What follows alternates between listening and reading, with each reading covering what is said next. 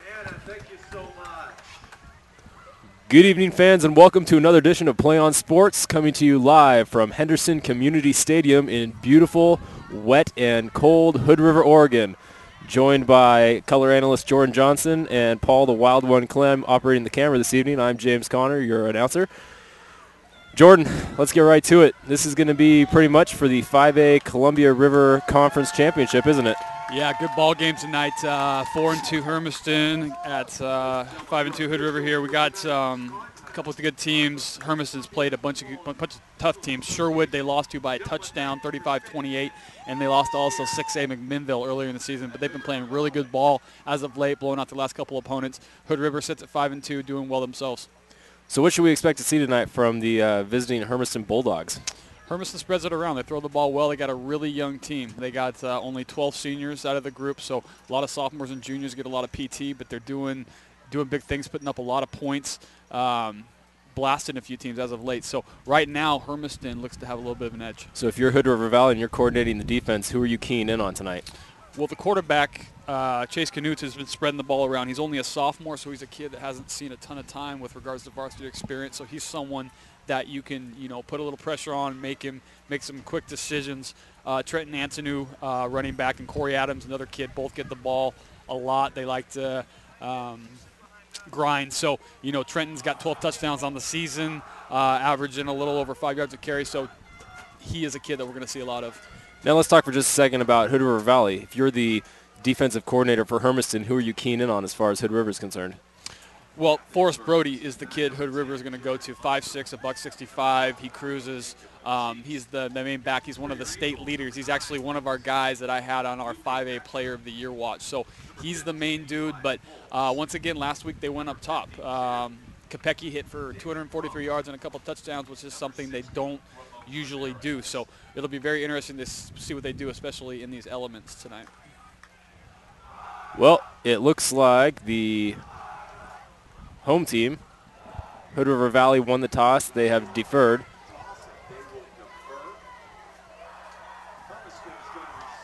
Hermiston, the visiting Hermiston Bulldogs, will get the ball to start.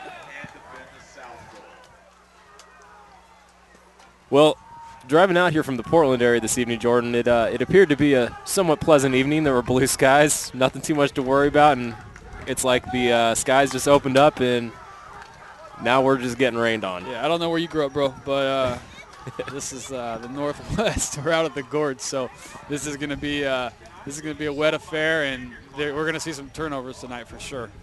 Well, I'm sure you were walking down on the field before the game. Tell us a little bit about what the field's like down there. What should we expect to see from all the athletes out there? It's going to get a little sloppy. It's as you can see right now, it's starting to really come down. So it's gonna be wet. It's gonna be messy. These kids, especially Hood River, I think have probably gotten used to trying to take care of the ball. Easier said than done. But I think whoever does better with regards to not turning the ball over tonight is going to win this battle. Well, here's one interesting fact for you. The place kicker for the home team, the Hood River Eagles, is ironically enough one of their power halfbacks, Eli Fultz, a 6'1", 235-pound senior who's also going to be blasting the ball down the field on kickoffs. Yeah, Eli's a big kid, man. He's he's one of their best overall players, and obviously packs a punch with 235 pounds coming into the boot. So, yeah, he's a kid that can lay into it. As we get set here for the opening kickoff. OSAA TV tonight. They are broadcasting the game. They are sitting in the visiting section underneath the Eagle tent, trying to stay out of the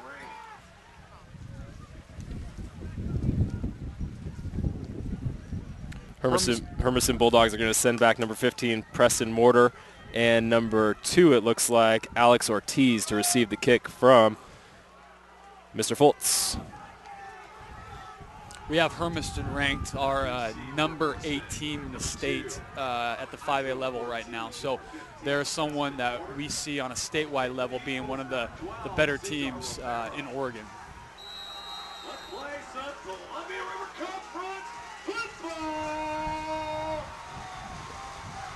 Here we are set for opening kickoff. Nice wet evening. Nice to be with you, Jordan. Let's get this game underway.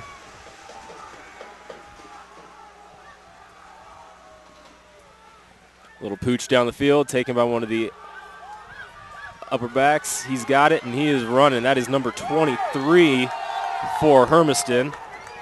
It's Christopher Lopez. Christopher Lopez. So Hermiston comes out on offense to start the game. Let's see what Chase Knutz can do at quarterback. Let's see if they air it out. Hermiston almost beat number 1 ranked Sherwood about a month ago, which was a big statement game for them. I mean, Sherwood's blasted almost everybody, so Hermiston's legit, especially with as many young kids as they got. I had a chance to be at the Sherwood-Wilsonville game last week, which was hoping to be a pretty close game, but it didn't end up working that way. Yeah. Sherwood's good.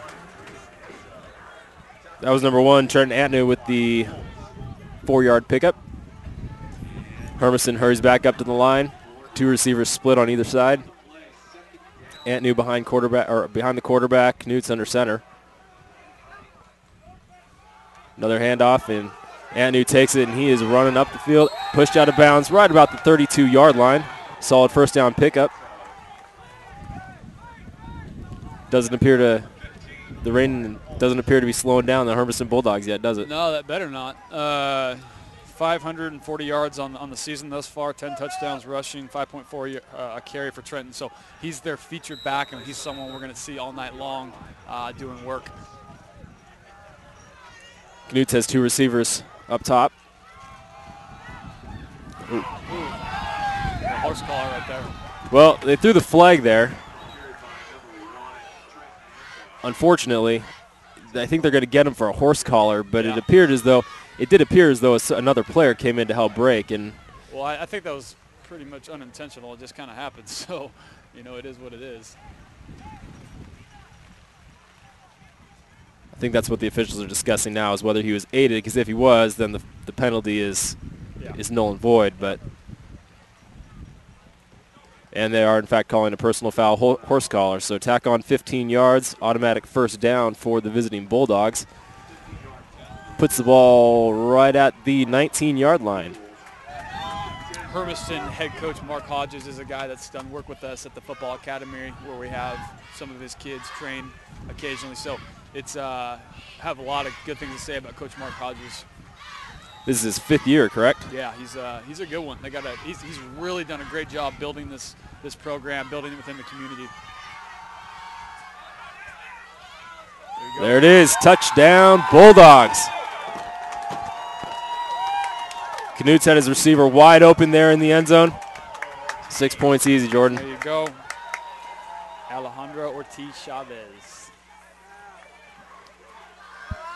So what's Hermiston known for doing? Are they a 2-point team, or are they a kick the extra point kind of team? Usually kick it, but we'll see. With his elements, you just never know.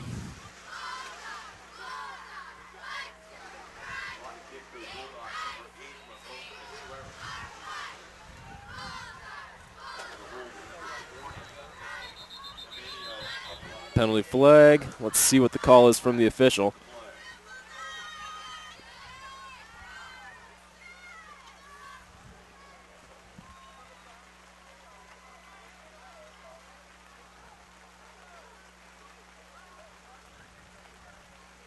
Back him up 5 yards.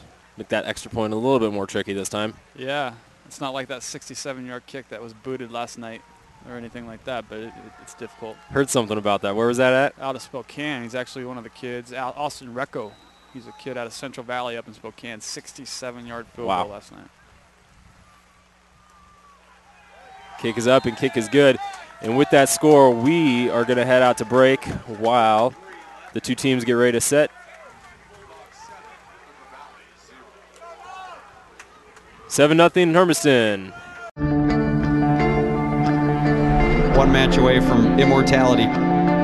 This is a total team effort.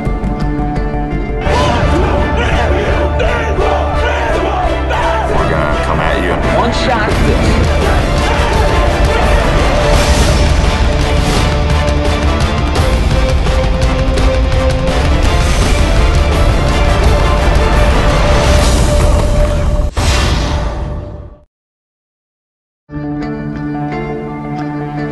One match away from immortality. This is a total team effort. And back live at Henderson Community Stadium here in Hood River. Hermiston jumps out to a quick 7-0 lead, aided by not only some powerful running, but one heck of a pass in the end zone by Chase Knutz. Knutz is a kid that Coach Hodges had a lot of good things to say about. Only a sophomore, 12 touchdowns, 4 picks on the year. That's his 13th touchdown pass of the season. So he's a kid that we're going to see a lot of moving forward. Hood River Valley's first touch of the ball, muffed it on the kick. Oh, he's got around all the defenders. He just needs a couple blocks, and he's gone. Oh. No. Great tackle. Brought down at the 40-yard line, potentially a touchdown-saving tackle right at the 40-yard line.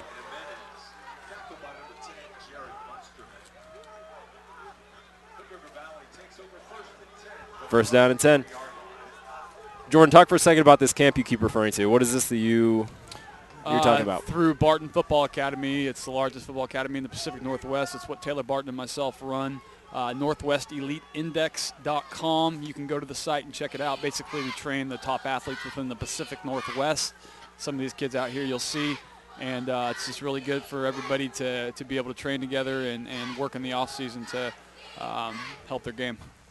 First real chance to see Kopecky in at quarterback. Ooh. It looks like they're going to swing a little halfback toss. There is a flag on the play, and he is tackled behind the line of scrimmage. This might be a double whammy for an illegal block in the back, as well as being tackled for a loss. Yeah, they got a little trickery to start the night. I like it. Well, when you have the number 8 team coming into your house, you might want to try and razzle-dazzle them a little bit. You got to do something. Hermiston's playing really good ball right now. Well, and the last thing you want is for Hermiston to walk in here and take your home crowd out of this game. Yeah, especially right away. Believe it or not, a holding penalty against Hermiston.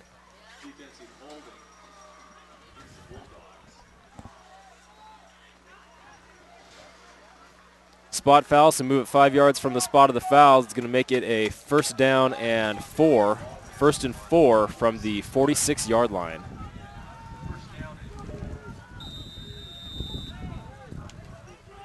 Kopecky with 4 wide receivers. Getting a little toss pass. Picks up a solid first down. That was Forrest Brody there on the halfback toss. Brings it out to the Hermiston 47-yard line. Brody's one of the better 5A backs in the state. We're going to see him get a lot of carries tonight. You see the 5A version of Thomas Tyner everyone keeps talking about? Well, let's not get crazy, but yeah.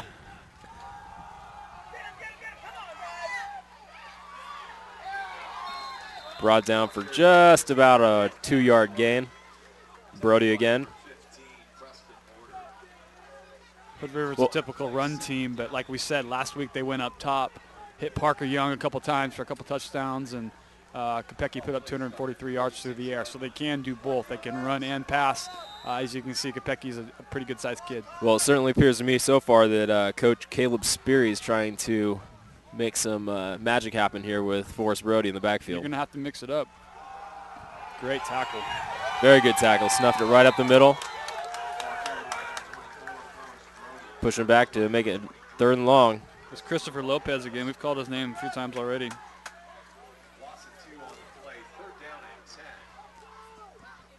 So if you're Coach Sperry, what are you doing right now? You got 3rd and long, rain's coming down against a tough Hermiston defense. You know, I think you, if you take a look at these matchups here, you're able to see Young. It's got some size advantage down here, number 81. They're actually twins.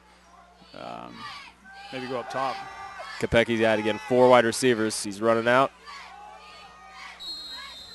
Short game of about 3 yards. That's not going to cut it to get a first down. No. Actually, judging from where the official spotted the ball, that looks like it might have only been a gain of 1 yard. 4th and 9 for Hood River Valley. Probably going to be smart here earlier in the game. Put them in their own territory with a good punt. Eli Fultz on to do the kicking again. Yep. Or not. Well, he'll stay in the game and just move to the slot position. Fultz again does it all. 4 wide receivers for Kopecky. A little trickery here.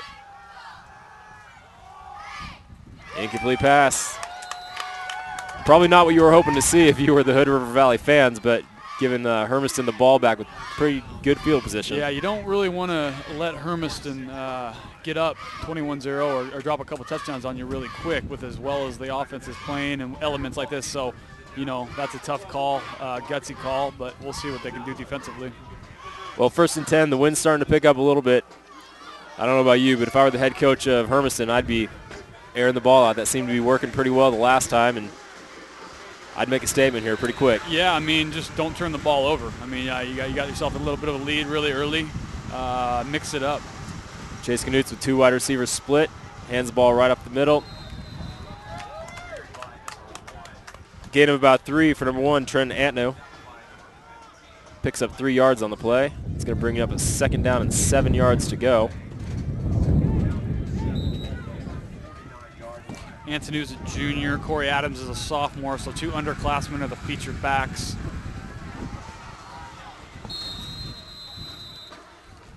Antno again, another small little pickup there, about 2 yards or so. Bring up 3rd down and 5.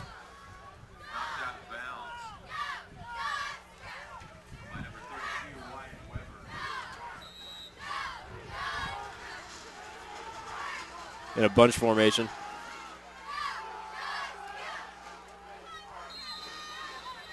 Well, they're probably wanting to make a statement here, getting the ball in Antnu's hands. Yeah, but I mean, run some clock, get yourself a 1st down. As you can see, they're getting 3, 4, 5 yards of carry, so there's no reason to stop if you can get that, you know, each possession. You got 4th and 2, and they're not looking to kick the ball, so I'd expect to see it get handed off right up the middle again. Yeah.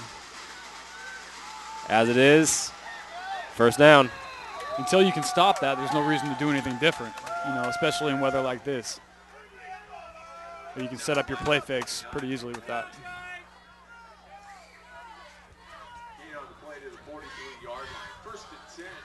Ball's on the 43-yard line of the Eagles. Pushing it in is Hermiston. Chase Knutz again has 2 wide receivers split on either side of him. Don't need to worry about them when he hands the ball right up the middle to Trent Antnu. See a lot of Antnu tonight, and they got, like I said, they got sophomore Corey Adams to do the same things. We'll see a lot of him too. As we talked about earlier, Hood River isn't the biggest team in the world. I think their tallest kid, 6'2", so you know they'll definitely try to win that battle up front. Well, 2nd down and 8. Correction, 2nd down and 7.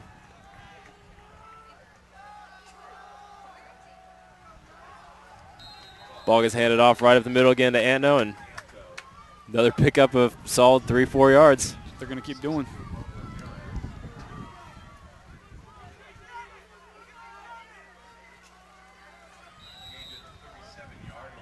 Brings up a 3rd and 4.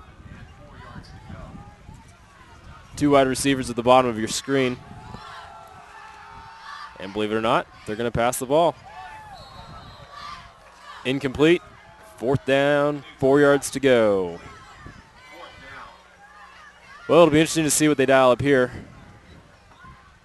What Coach Hodges has in his trick bag for being a 4th and 4 on a nasty evening like tonight. Yeah.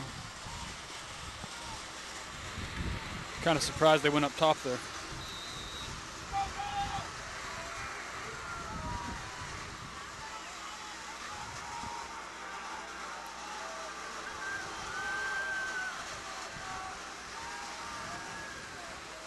Knutz has two receivers bunched to the bottom of the screen.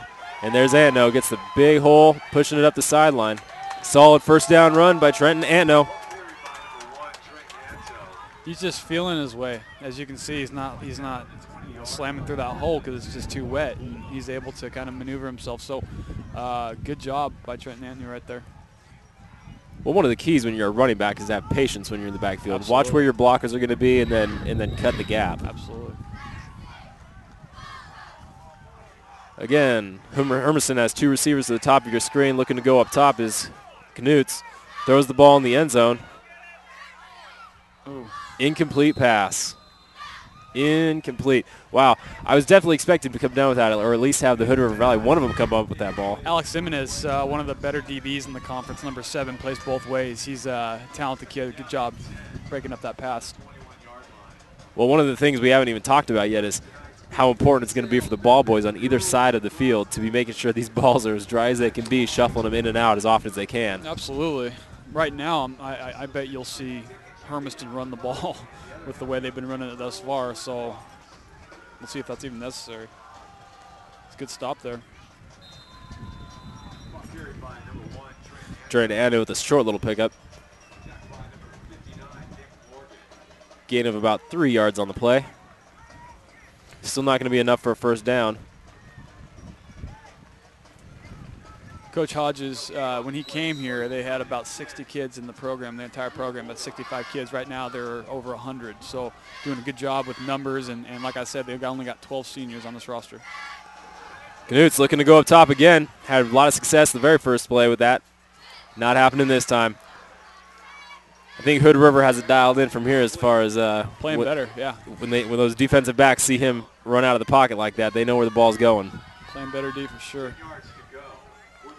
Brings up 4th down and 10 for the Bulldogs. And believe it or not, it looks like they're going to be kicking a field goal here, it looks like.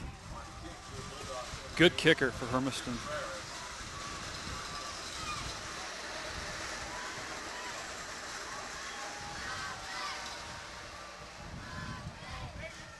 Just shorted the ball on the kick. He got all his leg into that one, but just shorted it. Yeah, it's tough with that weather right now. Ramon Contreras just missed that. Well, and that appeared to be just about a 42-yard kick. Yeah. 42-yard kick into the wind, into the rain. Still 7-0 Hermiston. Handing the ball back over to the Eagles of Hood River Valley. Again, James Conner and George Johnson proud to be with you here tonight at Henderson Community Stadium in nice, wet Hood River, Oregon.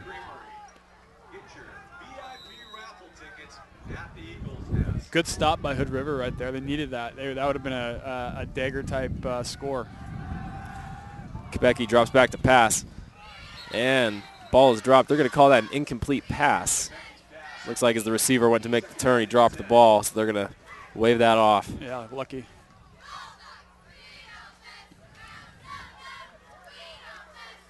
Kopecky's a good-looking quarterback. He's a good-sized kid. Like I said, he distributed the ball well last week, so we'll see if Hood River still tries to throw the ball.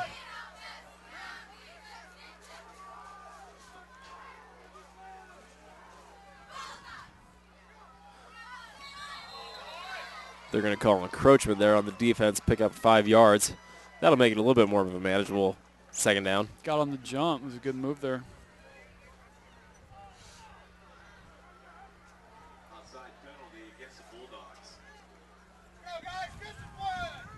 Second down and 5 for Hood River Valley. Kopecky got 3 wide receivers. Forrest Brody in the backfield. Hands the ball off to Brody right up the middle. Gets about 3 yards on the play. Going to pick up a 3rd and 2. Costa Rodriguez, far side corner, is one of the state leaders in interceptions. He was actually one of the state leaders last year for sophomores, so not a big kid, but a really talented DB for Hermiston. Again, 3 wide receivers. And there's Brody. Brody's gone. Oh, he's gone. Brody is gone. He's at the 30. Brody made it to the 20. 2 Hermiston defenders behind him, and that is a touchdown, Eagles. Well, you definitely hear those home fans now.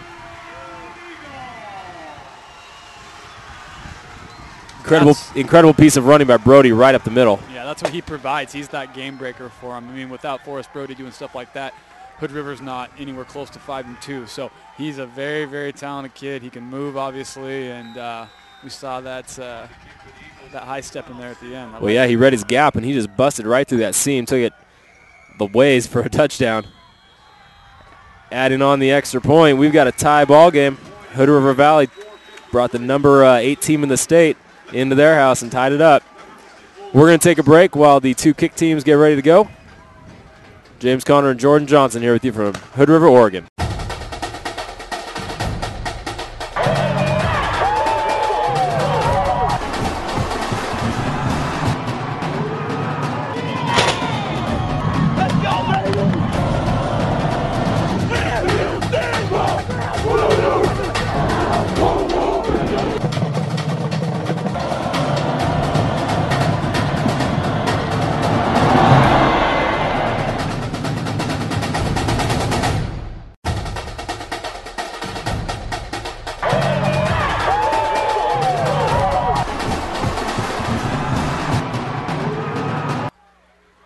And back live at Henderson Community Stadium in Hood River, Oregon.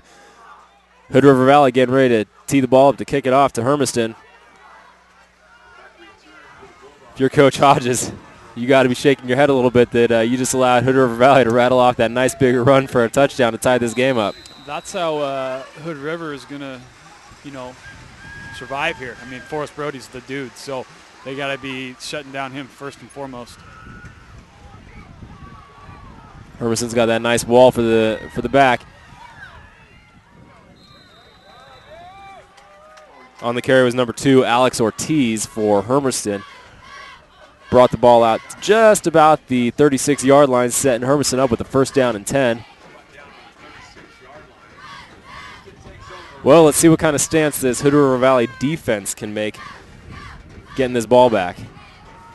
Yeah, very interesting. It's going to be the turnovers are going to be interesting tonight. I mean, we're going to see some big time turnovers, I would imagine, and we'll see if they happen anywhere inside their own territory. Chase Knutz has 2 wide receivers split out.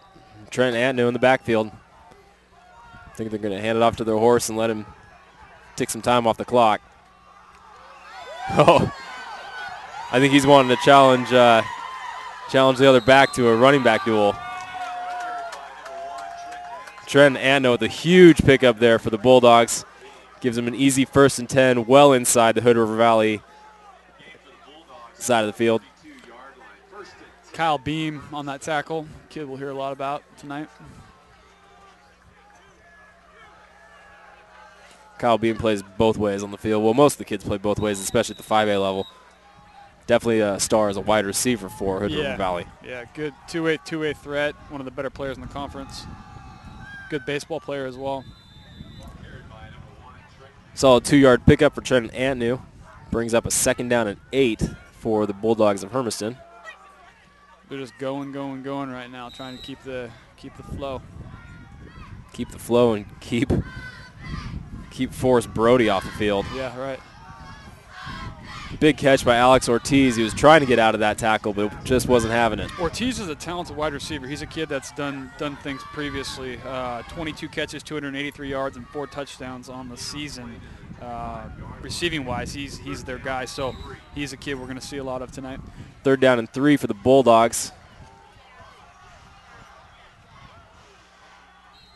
Antnew was met right at the line of scrimmage with all the big hog wallies up front, but I think he muscled his way just far enough. Well, actually, depending on the spot of the ball. No. They're saying he was short, 4th down. 4th and short. Well, I think we know what the call is going to be here, Jordan. Yeah. And there's the first down. Trenton Antnew with a big pickup. Gets to the outside. Picks up the easy first down. As we approach 3 minutes and 15 seconds here in the first quarter. Hermiston marching their way right down the field again, Jordan. Yeah, Antnew, 5'10", a $180, and the good thing about it is when he gets tired, they got talented back in sophomore Corey Adams to fill in.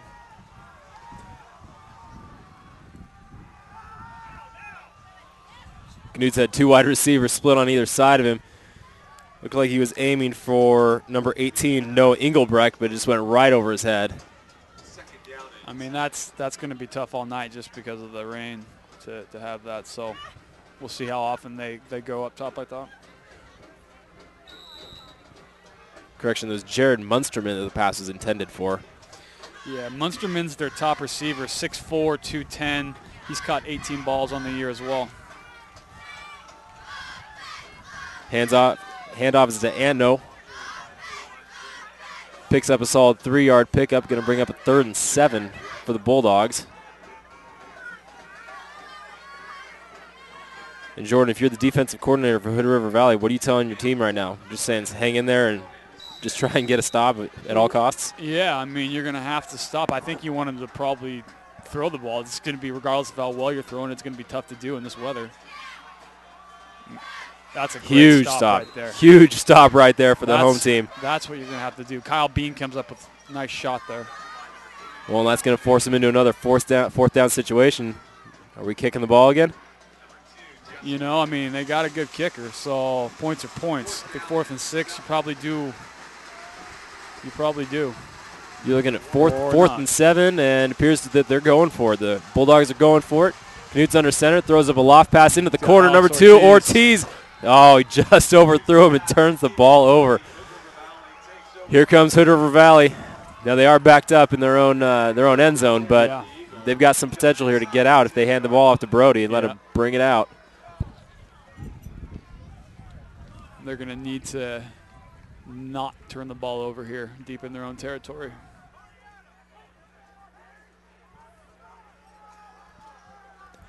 First down and 10. Sorry about that. What were you saying? No, just Anthony's been running the ball really well. He's got double-digit carries already, and you know if they can do that throughout the night, they'll be able to burn some clock and really control this ball game. Well, like I said, I think this game has the makings to be a battle of the backs between Forrest Brody and Trenton Antno. Yep. There goes Brody again. Brody gets a big cut. Tackled at the 3rd level. Who is that on the tackle? Number. That was the free safety, number 8. Ramon Contreras as the free safety. Got that all the way to the 3rd level. Brody's going to have a big game. Brings up another first down and 10. That was a solid 10-yard run there. I think it's time to go to the air. Take a shot with 4 wide receivers on either side. I bet they go Brody. On a little toss pass.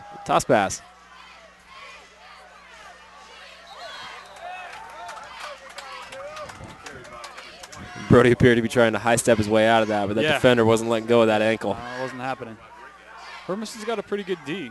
They got 59 dropped on him by McMinnville, who's a 6A team, with Spencer Payne, who is the Pacific Conference Player of the Year. He went off on them earlier in the year, but other than that, they've done a very good job containing most teams.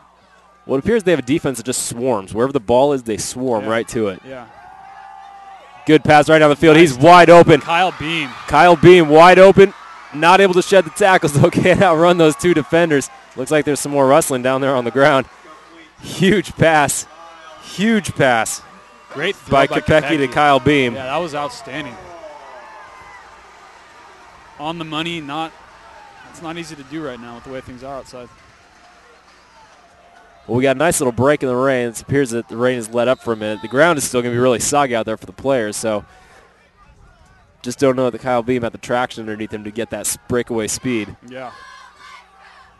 Hand the ball off to Brody and let him cut that gap. There it is. Another solid first down pickup. Brody runs hard. He runs with reckless abandonment. He just hits that hole, and whatever happens, happens. So I really like the way Forrest Brody's running the ball. 2 totally different types of running back also. You know, you've got, like you were saying, you've got Brody who just hits it hard and just pounds his way through there. But then on the other side of the ball, you got Antno, who's patient. He waits, he watches for his blocks, and then he cuts the gap. Yeah, they're both effective. Offsides again on the defense. That Hermiston's giving him 5 yards at a time here with each of these. Hood River's doing a good job. Give them credit. I mean, they got blasted by Wilson. They were down 34-0 in the first half. So they've had a few tough contests, but they're playing well right now.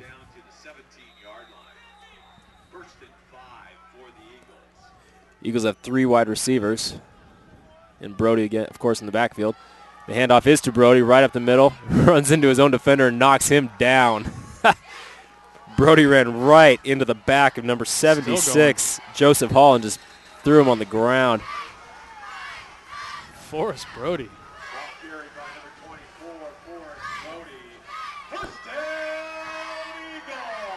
As you can hear from the stadium announcer, that did bring up another first down, that big run.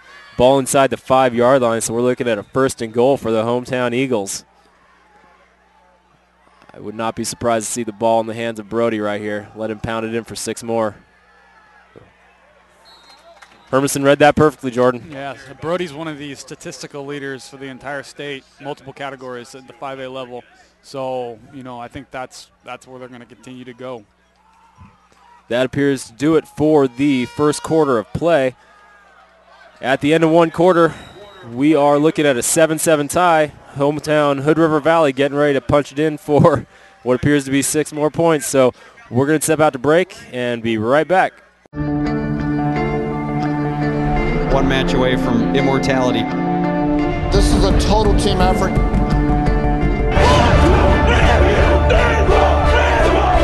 We're gonna come at you. One shot.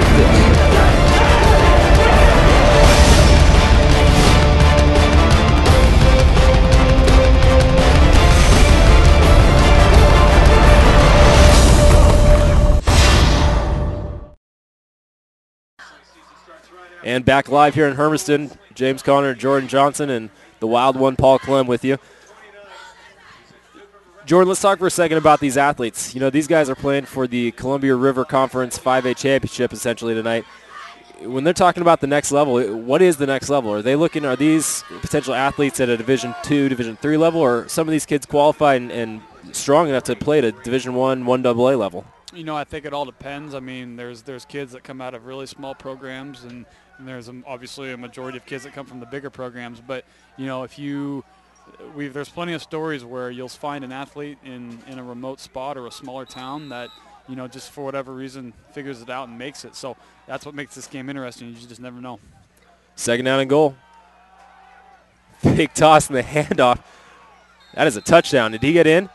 Oh, they're calling him down. The linesman's calling him down at like the half-yard line. Yeah, you're more right on that one. About the inch line, not the half-yard line. Eli Foltz, big 6'1", 235. That's a kid you want had the ball on the 1-inch line. It's like the Ducks putting the ball in the hands of Colt Lyerla. Yeah, that kid's a freak. Give the ball and let him just put his head down and run. You can tell him where he's going. Doesn't really matter.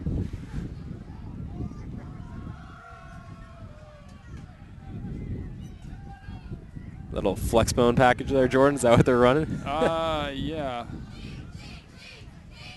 More like Forrest Brody. Right there. Follow your gaps and put it in for 6, homeboy. There's 6 more points. Hood River Valley takes the lead over the number 8 team, 13-7. Hood River, pending the extra point, of course, as they let off the cannons and fireworks here at Hood River. Hood River doing a great job. As you can see, they packed the stands tonight for their big game, and they're excited. You know, up a touchdown on a good Hermiston team. Well, they packed the stands, but it is also senior night. Yes, true. I'm assuming this is probably the last home game they have of the year. That would make sense. Extra point is up, and extra point is good. Solid one touchdown lead. Score is Hood River Valley 14, Hermiston 7. We're going to step out for a quick break and be right back as we get ready for kickoff.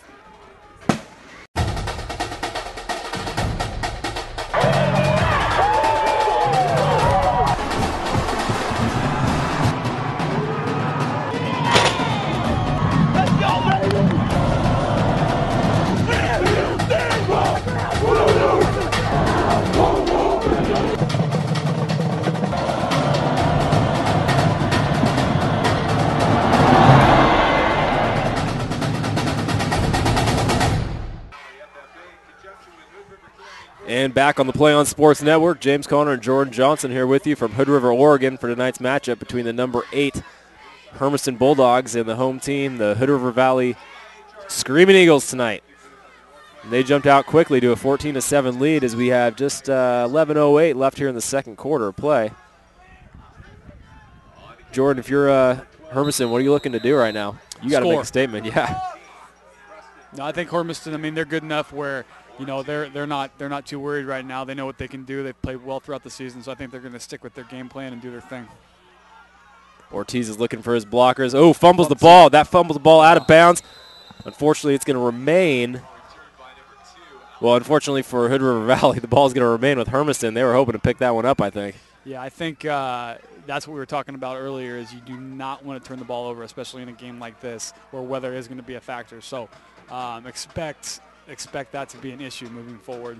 Well, and if you're Alex Ortiz and you're a big receiver back there trying to find a couple blockers, and you're faster than your blockers are. I mean, you're trying to wait. That doesn't spell for a good situation. No, not at all. 1st and 10 for the Bulldogs. 2 wide receivers at the top of your screen for Knutz. Steps back and keeps his feet working. Unfortunately, Ortiz isn't there to make the grab. Going to bring up a 2nd down and 10 for the Bulldogs.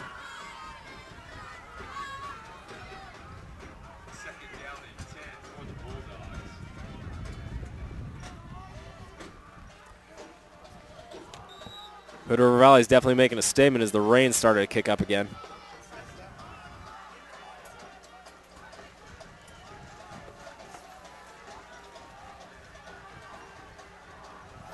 Knutz hands the balls off. Hands the ball. Corey Adams. It's the junior we're talking about, right? Sophomore. Yeah.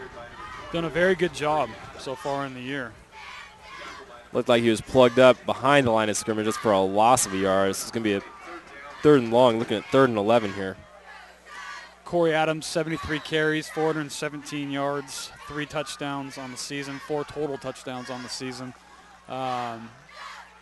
Much like Antonu, he gets, majority of the carries. They actually split carries pretty much. Knutz flanks out to the right. Gets the ball to Ortiz, and he's shoved out of bounds. Is that Kyle Beam on the shove, I believe? That's actually number 4. Not 7. Correction, number 7, Alex Jimenez. Yeah, Jimenez is one of the better DBs in the conference, so he's a kid that we've already seen tonight. He's going to continue to do good things. We'll see Jimenez on Ortiz quite a bit. So we got a 4th down and 3. Looks like Kyle Beam is back to return the punt if they do, in fact, decide to kick it. We'll see if that happens. They're lined up that way right now. Good snap. Jaron Munsterman's their kicker, their punter. Kick. This is Kyle Beam again. Trying to find some blockers and brought down just about the 42-yard line. Still pretty good field position for Hood River Valley. Yeah, I think obviously Hermiston did the smart thing, got it out of their own territory. Good snap. And we'll see who can not turn the ball over. And, that was a really impressive catch, actually, by Kyle Beam, because looking right up into the stadium lights and with his range just beaten down right in your face. Yeah, it's brutal right now.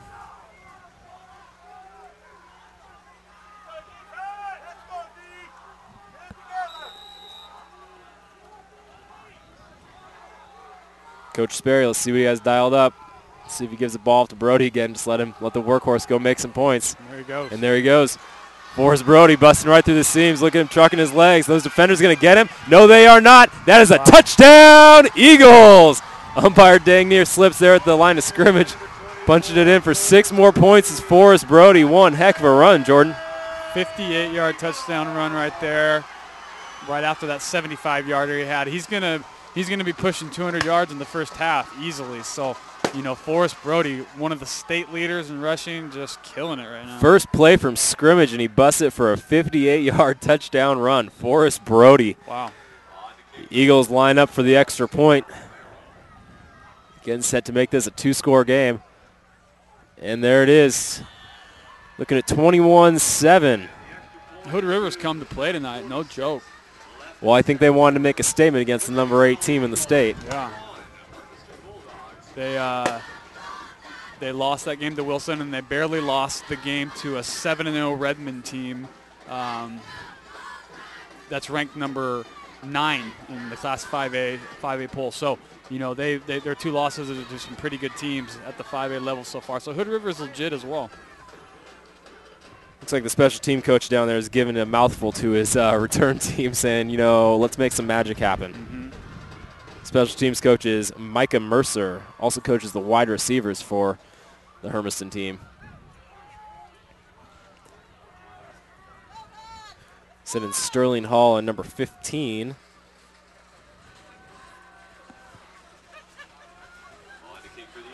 Preston Mortar back there to return the kick. Looks like Alex Ortiz is back there also for the Bulldogs.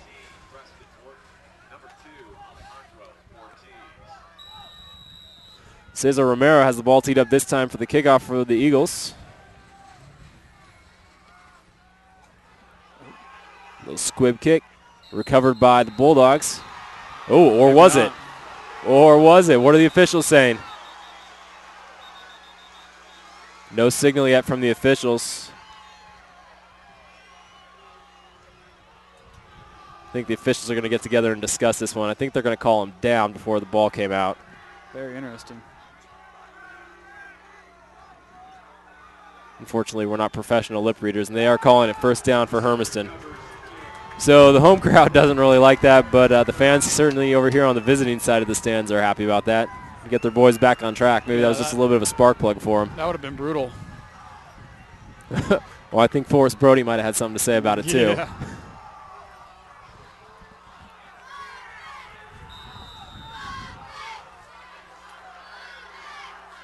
First down and 10 for the Bulldogs. Knutz under center, hands the ball off. Is that Antno? No, that is Cody Adams. Corey Adams. Corey Adams slips in the backfield. Hood River D has really stepped up. The first couple series, you know, they were kind of stagnant, and now they're really hitting line of scrimmage and coming up and making those tackles. You can hear that wind howling in our microphones as the wind's picked up now too. Anthony back in the game. There's Antno.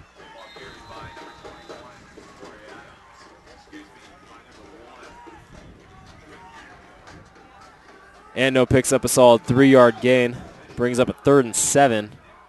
I wouldn't be surprised to see them put it in the air right now. Seems to me that Hermiston's been going with the getting Knutes out of the pocket, let him scramble out and look for the receiver open downfield. Yeah, he gets flushed out of the pocket, looking for his open receiver, and just throws the ball out. Good speed by the defender there. He did not let up one bit.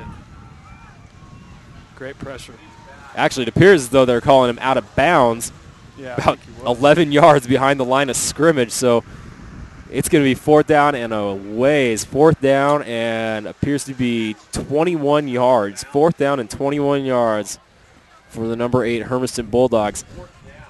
Dylan Jones right there did an outstanding job in pursuit. 5'9", 215, did not let up. Great play. Munsterman back to kick. Kyle Beam standing about his own 40-yard line to receive the punt. Call it fate, but it appears as though the rain let up for just a minute. And the ball drops right about the Hood River Valley 41-yard line. So Hood River Valley is going to get the ball. Pretty good field position again. Took him one play last time to score. I wouldn't be surprised necessarily to see him put the ball back in the hands of Brody again. Yeah, I mean, I doubt they go away from what's working, so expect to see him get the ball quite a bit tonight. Jordan, with both these teams only suffering 2 losses on the year, why aren't we seeing Hood River Valley in the rankings? You know, it's tough. A lot of the teams that are currently there haven't really lost to anybody but other teams within the top 10, so it's hard to take them out of it. So, you know, Hood River's wins haven't necessarily been against the best teams statewide. So, you know, you really got to have some quality wins in order to bounce into that top 10. But this right here, if they get a victory, would be something that would justify that. Kopecky there, as you saw, as Jordan was talking, was gave the hard count and got Hermiston to jump again. Another offsides penalty. Yeah, he's good at that. Forrest Brody again. Brody bouncing to the outside. The defenders are slipping all over themselves. He cuts to the outside.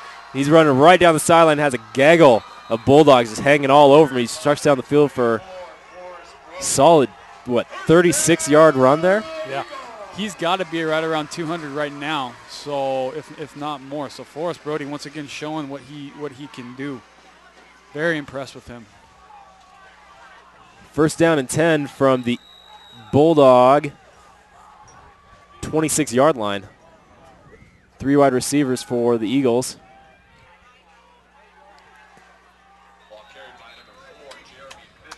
Jeremy Fisher, the 5'10", 165-pound junior running back, giving Forrest Brody a little bit of a breather for a second. Yeah, and you know he's actually a pretty good back. I was talking to their coaches before, and Fisher's that junior that's going to be there next year, so they like him a lot as well. 4 wide receivers for the Eagles. Brody in the backfield gets the toss pass from Kopecky. Tries to hurdle over the defenders, but they stop him. Still picks up about 2 yards. Going to make it a 3rd and 7 for the Eagles. And I don't know about you, but if I'm Coach Sperry, I'm telling that running back, don't do that. Not on a wet field. I don't need you to lose an ankle. Yeah. Ironically, Trenton Atnew made the tackle. Running back versus running back. I have a feeling we're going to be seeing that for the rest of the game. Yep. Again, 4 wide receivers, a little swing pass out to Kyle Beam. Can't hold the ball. I'm guessing the fact that there's so much moisture on the ball and so much moisture on the field probably has something to do with that. It's going to be tough. Turnovers will be a factor, as will drop passes. 4th down and 7, and ironically enough, we haven't seen that many turnovers this evening. Just a couple 4-and-outs, but that's pretty much it. Yeah, so far it's been pretty clean. So we'll see if they can keep that up. Once again, with this rain, you just never know. And right down here in front of us, it looks like Alex Ortiz is getting ready to start taking some snaps. I wonder if Coach Hodges is going to maybe think about putting him in at quarterback. or if they're just getting ready for some punts. Yeah, I know Ortiz can do it.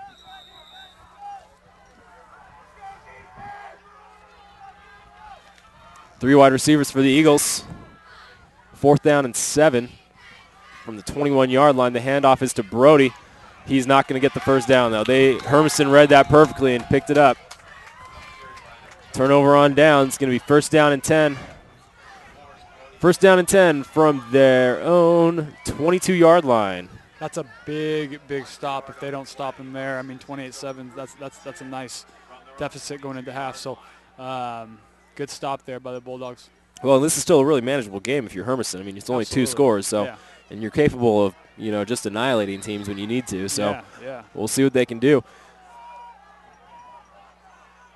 Knut's in the shotgun. Sends his receiver in motion. Hands the ball off. Is that Trenton Antno getting it on the swing? No, that's number 7. Like Costa Rodriguez. Costa Rodriguez on the little shuffle pass there. Gets it and picks up a solid 1st down. One of the state leaders in interceptions. He's actually one of the better defensive players at the 5A level.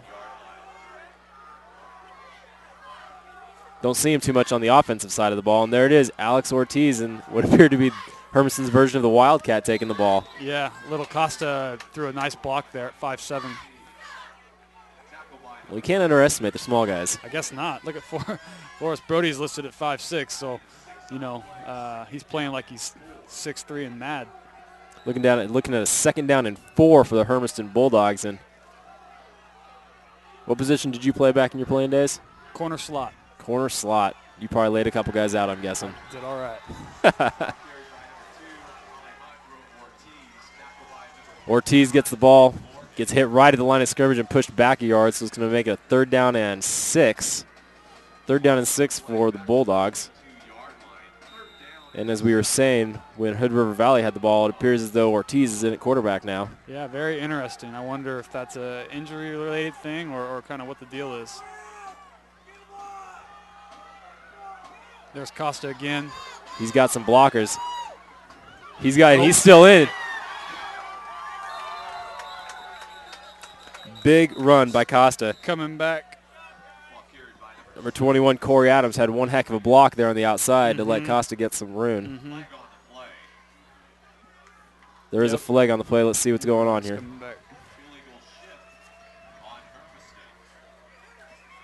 Well, it was a great 1st down run for all for nothing. Yeah. That's tough. Well, we're going to replay the 3rd down. This time it's going to be 3rd and about 15, it looks like. It's a big penalty. You could be, cross midfield with a 1st down and cruising, and that just puts you back in your own territory and deep 3rd down situation.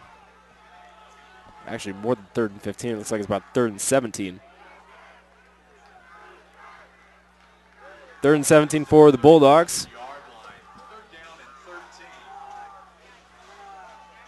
Oh, correction. The officials respotted the ball. I think they got a little happy with where the penalty might have happened.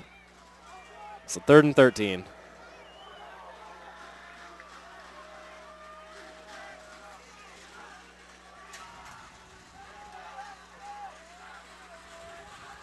Chase Knut's back in at quarterback.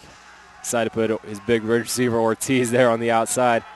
Ball's up. Oh. Receiver didn't even see it. I don't think either one of them knew what was going on. Are you talking about the quarterback and the receiver, or are you talking about the defensive back and the receiver? Because no one was looking for the ball. I think the DB and receiver were both very surprised to see that ball out there. Brings up a big 4th and 13. Ball's going to get put in the air here to Kyle Beam, who's standing about his own 30-yard line. And Kyle Beam's a threat back there to return punts. I like Kyle Beam a lot. Very talented overall athlete, two-way threat. Like I said, good baseball player as well. So he's a kid, barring loss of traction with his weather, can really do damage.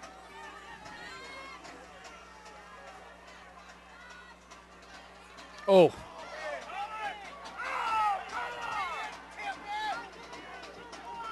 You might be able to hear in the background the Hermiston crowd is calling for a penalty because of the running into the kicker. The official is saying that he hit the ball. There still was a penalty on the play, though. I thought he did run into the kicker. Well, he definitely ran into the kicker. The official's just saying that he hit the ball, though, while he was doing it. Interesting. I didn't see that, though, considering the ball still went 40 yards down the field. But we'll see. We're not the officials, though. That's why we're up here. Yes, under the nice cover of this beautiful eagle canopy. I'm content. So the penalty was against the Bulldogs. Looks like Hood River Valley is going to push him back another 5 yards. And why not? Yeah. Hood River's got to feel very, very good about this first half. Well, actually, looks like they declined the penalty, and they're going to take it from the spot of the return. So it's going to be 1st down and 10 for Hood River Valley. And I don't know about that, Jordan. I mean, unless they're just trying to get the ball and milk some time off the clock here and head into half with the lead. Yeah, that's interesting. If I was the coach, I would have made him punt it again to Kyle Beam and let that boy get some running on him. With this weather, especially, it's 50-50 whether they can get a good kickoff too. Kopecky in the shotgun formation has Brody right behind him. Tries the hard snap, but Hermiston wasn't biting on it this time. Oh. He's looking. There's a penalty flag, and they got him in the backfield. I wouldn't be surprised to see a holding penalty here.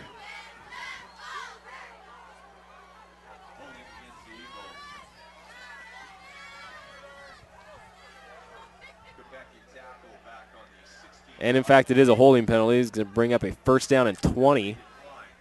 And believe it or not, Jordan, we haven't seen – the majority of the penalties tonight have just been 5-yarders. With the exception of that one horse collar. They've been little tic-tac fouls here and there. Yeah, no personal fouls or anything to that extent, so we'll see. Can you speak much to the rivalry aspect? Is this pretty much a rivalry game in this conference, or is this just a heated matchup tonight, considering its number? Right now it is. We've seen them kind of scrapping there a little bit in the piles, and with Hermiston down, this being senior night, and this dictating a championship game. So this is big. Yeah, they're gonna. You better believe in the second half they're gonna come out scrapping. That short run there by Forrest Brody was for no gain. Brings up a 3rd and 20 now. Wouldn't be surprised to see this ball get thrown in the air. And, of course, it gets put in the hands of Brody right when I say that. And he's got a couple blockers if he can just bust right through that gap. Not able to make it, though. It's going to bring up a 4th and long here for the Eagles. And if you're Coach Sperry, what are you thinking right now? Are you going to try and get it and hopefully get some yards in a 1st down, or are you just going to kick the ball away? Yeah, you kick the ball, you get field position, you keep them out. Hood Rivers G has made some really good adjustments, and they're reaping the rewards with the 21-7 lead right now. So just kick it and get out of your own territory. Eli Foltz back to punt the ball for the Eagles, and Alex Ortiz back at about his own 37-yard line to get the ball. That is a heck of a kick by Foltz. Great job. Ortiz is going to have some good blocking there in front of him. Gets to the outside. He got through one of the blockers, and he is running down the sideline over there. Staying in bounds. And steps out of bounds just about the 19-yard line of the Eagles. So one heck of a return for Alex Ortiz and the Hermiston Bulldogs. Ortiz is obviously one of the better athletes on the field. Kind of does it all, offense, defense, special teams. So he's a kid that they're going to rely on. 6'2", $190. So Ortiz is one of the bigger athletes on the field. And Ortiz is a senior, correct? Correct. So he has some, he has some stake in this game. He wants to go out with a good bang here. Big run by Corey Adams. Corey hits the hole a lot harder than Trenton. 2 different backs. They're both good, just different styles. Well, you see that in so many different teams at all different levels, when teams have different styles of running back. And, if you're a defensive coordinator, you have to try and scout and game for that each way. Yeah, very much so. Knut's under center, fakes the handoff and throws a little swing pass out to Ortiz. He gets met right at the line of scrimmage, and he is just trucking his way for some yardage. Picks up a solid 1st down for the Hermiston Bulldogs. Alex is a big kid. It's going to take a lot to get him down. 1st down and 10 from the 11-yard line going in of the Bulldogs. We wouldn't be surprised to see the ball get handed off here to Corey Adams. See if the young lad can get some legs under him and get some points on the board.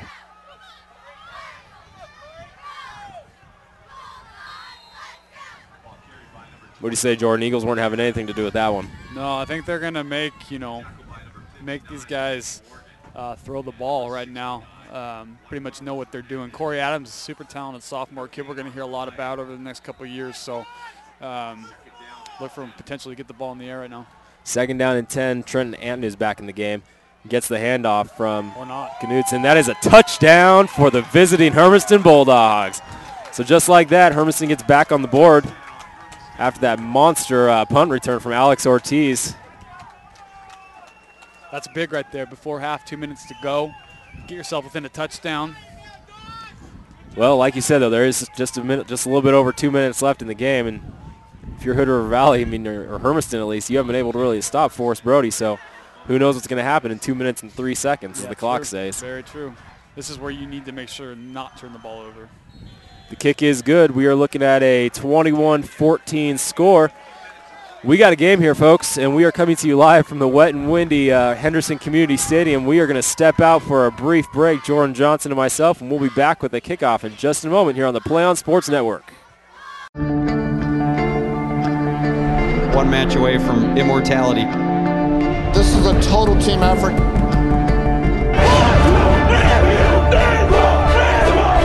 We're gonna come at you. One shot.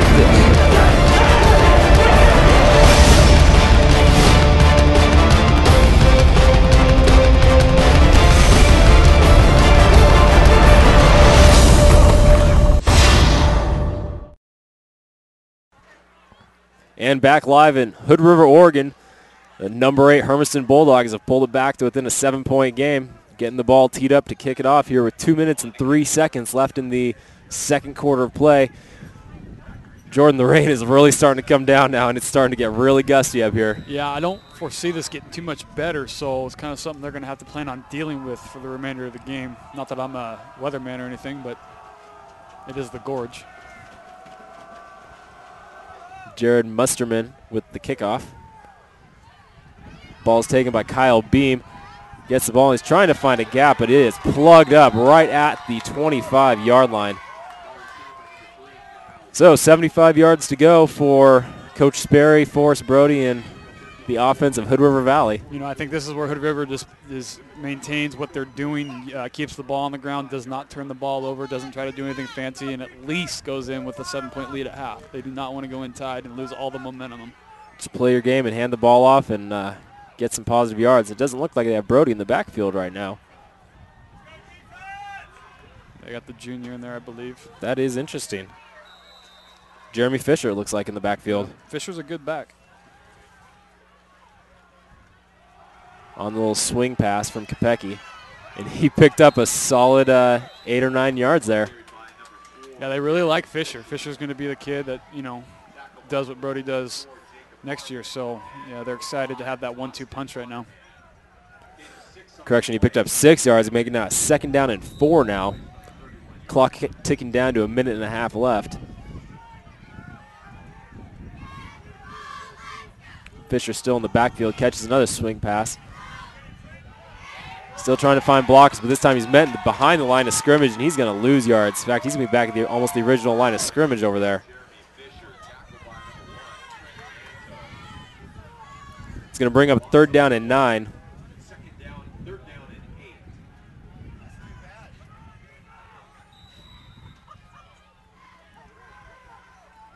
One minute left in the quarter here. If you're Hood River Valley, you just want to get some positive yards and let the clock just drain now for a minute. Yep. Don't try and do anything fancy.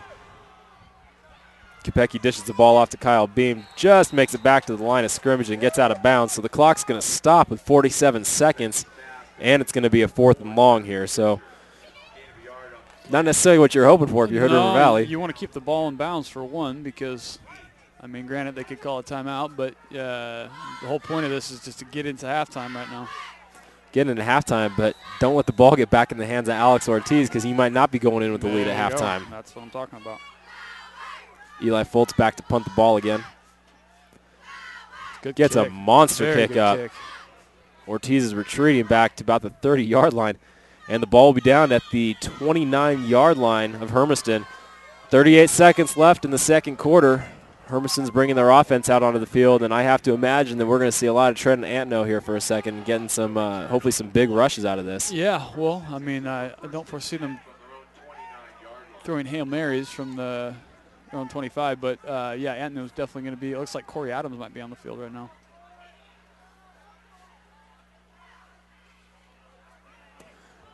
We got Antno right in there. He's right next to the quarterback, if you can see that in the huddle.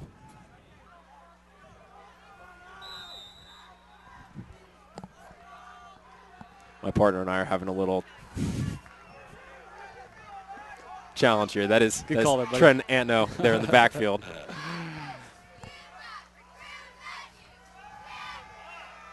Knuts gets out of the pocket and dishes the ball off to number 14, Thomas Hamlin.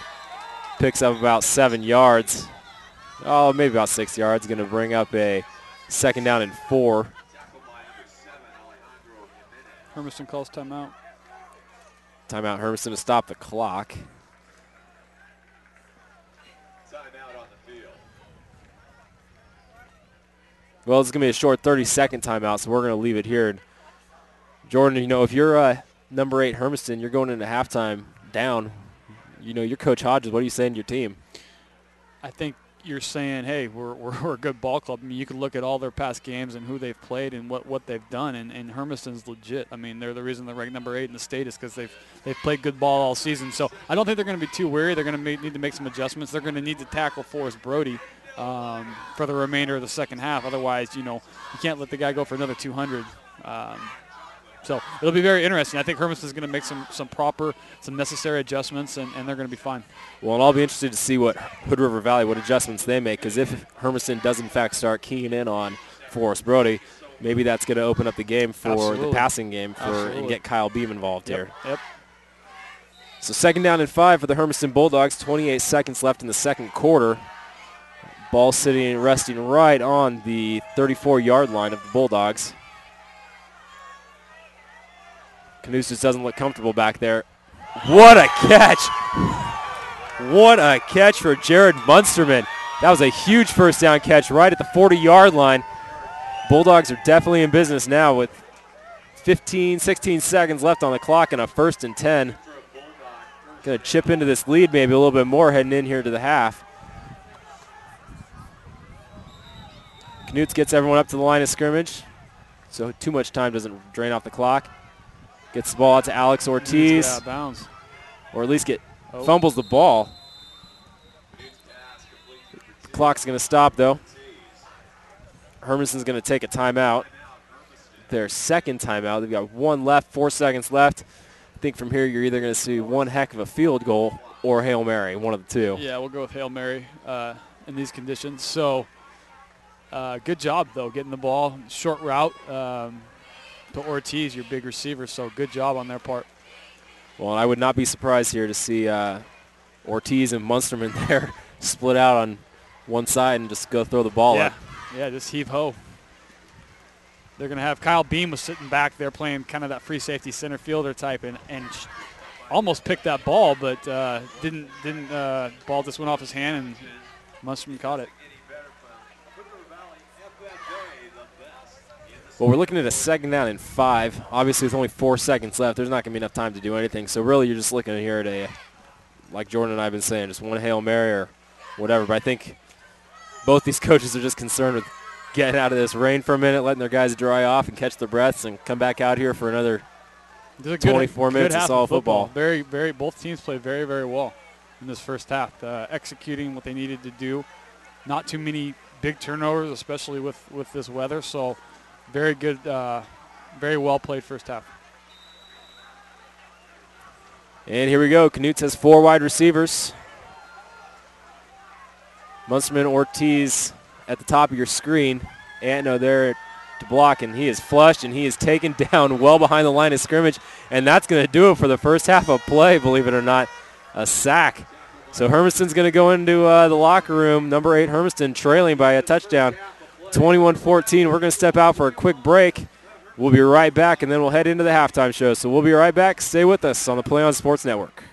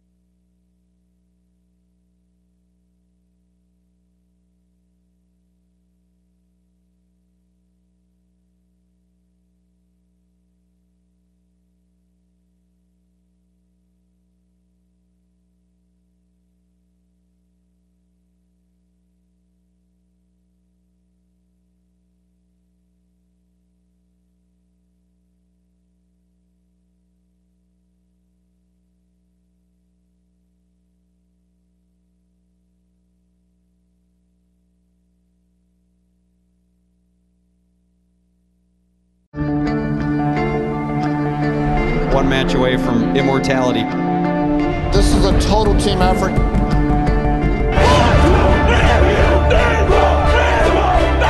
gonna come at you. One shot at this.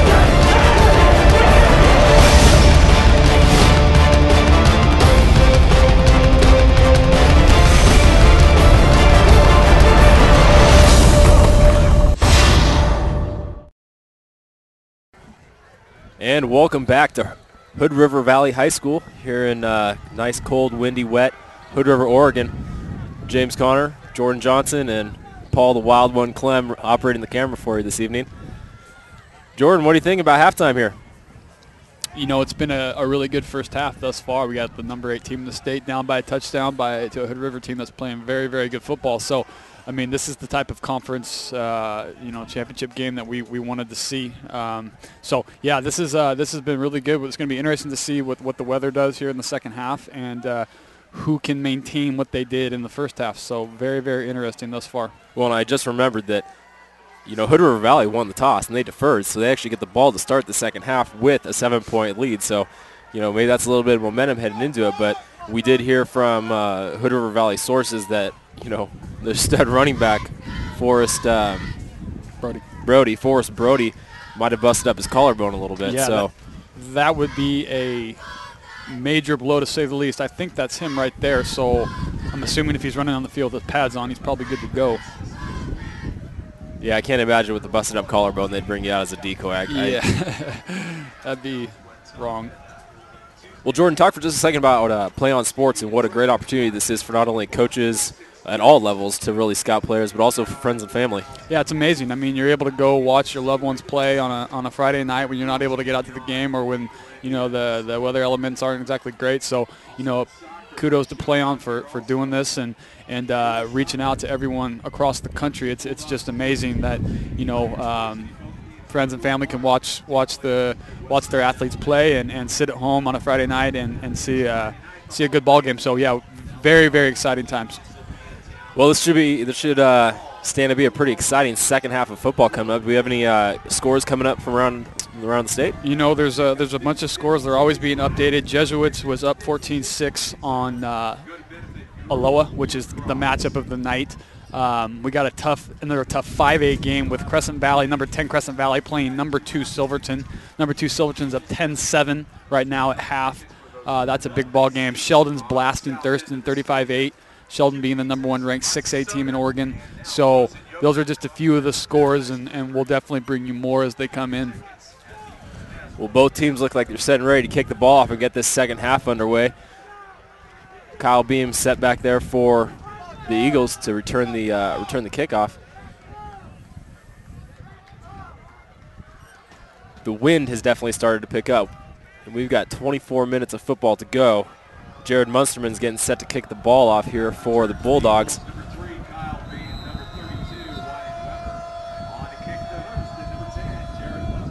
Munsterman with the kick. Beam's going to take the ball right about the 10-yard line. Finds his wall of blockers. He's gone. He is gone. Oh, man. It almost appeared he was brought down by the face mask, but Munsterman got right in his way and just brought him down.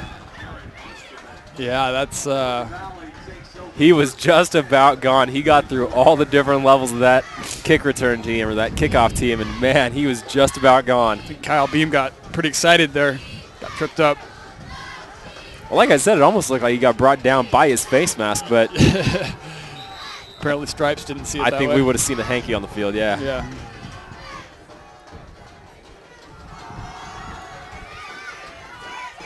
Ball handed off to Brody there. Nice little run, the slant run out to the outside. Solid 9-yard gain. Really fun kid to watch run the ball. Just runs really hard, super fast kid. Not big, 5'6", a $165. So Forrest Brody's making it fun for everybody out here. 2 receivers split on either side of the line. Hands off is to Brody, bounces off his own lineman, and then gets stopped well behind the line of scrimmage for a 2-yard loss. You can imagine Coach Mark Hodges had a few things to say to his defense about Mr. Brody and what they needed to do to stop him this half. So you can expect for them to be very, very well aware of where he's at all times. Well, that brings up a 3rd down and 5 now for the Eagles. And, with a gusty winds blowing and the rain coming down on a sloppy field, I can't expect them to pass here, but they're certainly going to put the ball in the air. Receivers open down the field. Got him. Just overthrew him. Either that or the receiver just read the route wrong. Yeah. But that's going to be a 4th and 5. 4th and 5 from midfield. Ball's right on the 50-yard line. I've liked Kopecky. Kopecky's done a good job tonight. He's a pretty good-looking quarterback. Just missed right there. A little miscommunication, but overall doing a pretty good job. Eli Fultz set to punt the ball off to number 2, Alex Ortiz for the Bulldogs. And again, Fultz, a 6'1", 235-pound senior kicker. Boy can pooch the ball down the field. Yeah, big boy. But then again, on the opposite end of the field, Alex Ortiz is a big boy receiver, and he can run the ball up the field. So Fultz just kicks the ball away from the ball, goes out right about the 15-yard line, depending on where the stripes, spot the ball. And they're pretty much right on. Give it to him at the 16-yard line instead. So 1st down and 10 for the Bulldogs. They get ready to bring their offense out for the first time this half. I think we can expect to see a different Hermiston team this half. I mean, the way they've played thus far during the season, they've always been able to put points on the board. So I expect Hermiston to come out and play well the second half. Hermiston with 2 wide receivers split on either side of Chase Knutz, the quarterback, number 17. Ball's tipped at the line of scrimmage for an incomplete pass. It's going to bring up a 2nd down and 10. And Jordan, that brings me to another point. Is Hermiston known for being a second half sort of team where they kind of get the feel of the game to start and then really explode in the second half? Well, keep in mind, Hermiston's very, very young. They got a ton of sophomores and juniors on the squad, only 12 seniors. So, they're a team that's learning as they go. But, they are, as we see here, run-oriented that can pass the ball. Yeah, the handoff to Trenton Antno there picks up about 2, maybe 3 yards, 3 yards on the gain. So it's going to be a 3rd down and 7. And if you're Hood River, you're wanting to maintain for the second half. You don't want to do anything different. You want to just keep the ball in the hands of Forrest Brody and just run him till he's ragged. Like a fumble. They appear to have the ball loose. The ball is out, and it is recovered by Hood River Valley with excellent field position. That's going to be a 1st down and 10 for the Eagles of Hood River Valley. The ball's going to be at the 20-yard line going in. That's a little bit of a change in events. That's exactly what we were talking about. Can't happen if you want to win this ball game. So turnovers in your own territory are going to kill you. Well, and that's the first turnover we've seen really all night. I mean, aside from, like we said, the 4 and outs. I mean, that's the first real turnover we've had all night. Both teams have done a very good job to this point. Kopecky has 4 wide receivers and Forrest Brody there in the backfield. A little fake toss. Touchdown, Eagles! Kyle Beam with a slant right across the middle of the field, and Kopecky finds him right on the goal line. One heck of a pass there by Kopecky, wouldn't you say? Yeah, that's just, what we just talked about Kopecky and how well he was throwing the ball. Right there just shows what he is capable of. So great pass right there, leading his receiver in bad weather. So at the 10-minute mark in the 3rd quarter, Hood River puts another 7 points on the board to make it 28-14, another 2-score game. And with that, we're going to step out to a quick break as the 2 kickoff teams get ready to come out here and boot the ball off. So 28-14, 10 minutes left to go in the 3rd quarter.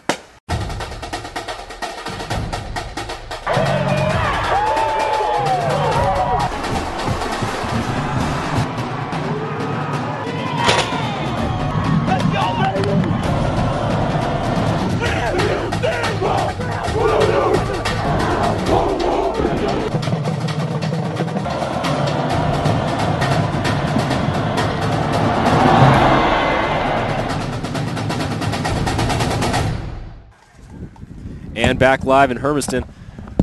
Wind is starting to blow the rain here in the camera's face, so we might be getting the drops on the camera here in just a second. Hermiston looks like they're ready to play. They got Alex Ortiz. They got Alex Ortiz and Preston Mortar back to return the kickoff. Appears to me as though Hood River Valleys want to take their time, let Hermiston come out and get a little soggy out there. And I don't know about you, Jordan. I took a brief second down during halftime to go walk on the field, and That is a soupy field down there right now. Yeah, I mean, the elements aren't favorable, so we could definitely see some more turnovers this half. On to kick for the Eagles, number 12, Cesar Romero. Cesar Romero on to kick the ball off for the hometown Eagles.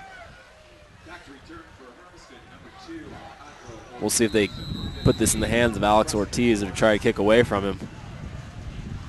They might just keep it on the ground. Whoa. That's called lucky if you're Hermiston. Yeah. That ball just didn't bounce off. It's a nice field position to start, which is good. Hermiston takes over 1st and 10 from their own 46-yard line. Romero kicked the ball so hard it bounced off number 58, whose number I don't have in front of me. But Hermiston comes back out on offense. 2 receivers split on either side with Trenton there in the backfield. I'd imagine to see him run the ball and try and establish their running game. Yeah, I don't think they're going to get away too much from what they do well. I think they're going to continue to run the ball and stay with their featured backs and Anthony and Adams. And, you know, Coach Hodge is an outstanding coach. He's done an amazing job with this Hermiston program. Like we were talking about earlier, the program, you know, 5 years ago, 4 years ago when he was in, 65 kids total, and now they're over 100. So they're doing well, you know, building this. Antno was met right at the line of scrimmage, but he was able to muster up 1 yard, gets the ball again, gets to the outside, has a blocker in his way, and he's trying to curl to stay in, but ends up getting taken down with a solid 4-yard gain, so it's going to bring up a 3rd and 5. And Jordan, they keep wanting to swing Antno to the outside, and you know, if he doesn't have the blockers, he's not really getting much. Hood River has made some, after those first couple series in the first quarter, they made some really, really good adjustments, and they've done a good job of stopping Hermiston for the most part. So credit to Hood River D on that. The handoff is to Antno right up the middle, and he's plugged right at the line of scrimmage. Nothing on that run attempt. In fact, almost a loss of a yard. It's going to bring up a 4th down and 6 yards. And given the conditions, I'd expect to see the punter on to kick this ball off. Dylan Jones, linebacker, outside linebacker for Hood River, has done a very good job tonight. Made another tackle there. 5'10", 215. Not a huge kid, but just doing a great job tonight, Dylan Jones. Well, and my eyes have been wrong before, and down by 14 points, they're going to go for it. 2 wide receivers at the top of your screen. Fumbled snap, and he has to eat it. This is not looking good for Hermiston right now. Turnover on downs at the 40-yard line going in for Hood River Valley. Yeah, that's tough right there. They're going to need a defensive stop right here. And you can imagine Hood River is going to try to beat up some clock and use Forrest Brody. And Brody is there in the game there in the backfield behind Kopecki. Kopecki has 3 receivers and a tight end plus Forrest Brody there in the backfield. So I'd like to see some movement down the field here if you're Hood River Valley. Yeah, absolutely. They Hood River went to Pendleton, as we touched on last week, and blasted Pendleton, got up 28-0 and held on for a 40-28 win. So Hood River's playing some good ball right now. Brody gets stopped there in the backfield. And this is their second possession coming out at halftime, and it appears to me as though the field conditions are certainly starting to play a factor here. Yeah, I think come 4th quarter, this is not going to be pretty with regards to the field. We're looking at 2nd down and 14 now. Again, 3 receivers for the Eagles with Brody in the backfield. Kopecki gets the snap from the shotgun, hands the ball off, and again, met behind the line of scrimmage is Brody for about a 1-yard loss if the officials give it to him. No, the officials say he made it to the line of scrimmage, so we're looking at a third and long here, 3rd down and 14 yards to go for the Hood River Eagles. Not being able to capitalize off that costly mistake there by Hermiston. Yeah, good defensive stop. I think that's David Barnett, 6'2", 200 off that end. Good job by Hermiston. Kopecki gets the snap, trying to juggle the ball around, and he's going to get taken down. He's going to throw a pick. There's the flag. That's going to be intentional grounding. So I don't know if you're Hermiston. That's what they needed right now. Well, you might just want to decline it and just get the 4th down. Yeah.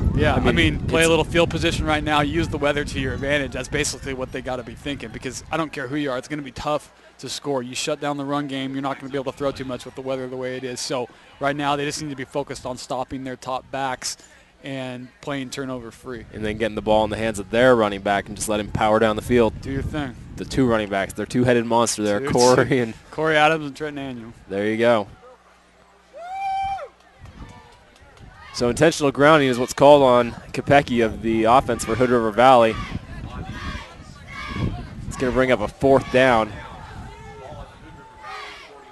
Ball's going to be placed at the Hood River Valley 41-yard line. And this is 4th in a very, very long ways. Yeah, Eli Fultz got a boot, as we were talking about earlier, so good guy to have kicking for you. And Ortiz back there to receive the punt. Picks it up, the roller off the ground, has a couple blockers. Just not able to escape him. There's a flag coming in. I'd expect to see possibly a block in the back coming in. But we will wait to see what the official call is. Returned by number 2, Alejandro Ortiz. Flags on the play. This official crew has actually done a pretty decent job tonight. They're letting the guys play. Aside from the obvious, offsides and whatnot, they're letting the guys play really well. So Hermiston's a dangerous team. If you look down there on that Hermiston coaching staff, David Fayetiti, if I'm saying that right, I don't know, but he was former Oregon Player of the Year out of North Medford back in the day, and went on to be a Duck. So very good coaching with Hermiston, and I expect them to make a run here in the second half. So as we suspected, the call was an illegal block in the back on the receiving team, Hermiston, so that pushed them back 10 yards. So it's going to be 1st down and 10 for the Bulldogs, number 8 Bulldogs, setting up shop right about the 17-yard line of Hermiston. Flag coming in. Appears as though they're going to be calling offsides here.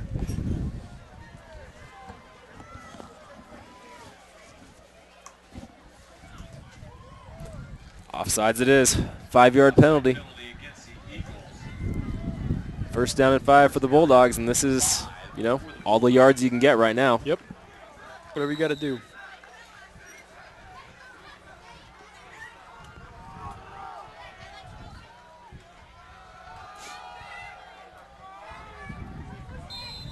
Corey Adams got the handoff there and was able to get his way for 3 yards. Going to bring up a 2nd down and 2. You're exactly right. I mean, Corey Adams just put both hands around that ball, put his head down, and he just ran. Fast kid. He's only a sophomore. Like I said, we're going to see a lot of him, not just this year, but for the next couple of years. Well, I wouldn't be surprised to see him out on the track as well in the spring.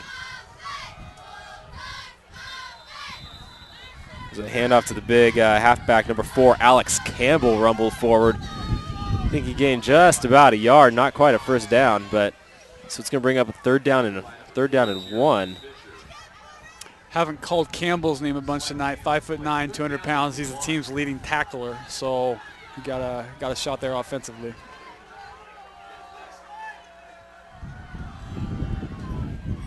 Hand the ball off to Ando and let your boy take it. Yep. That's a solid 1st down. Yep. Take some time off the clock.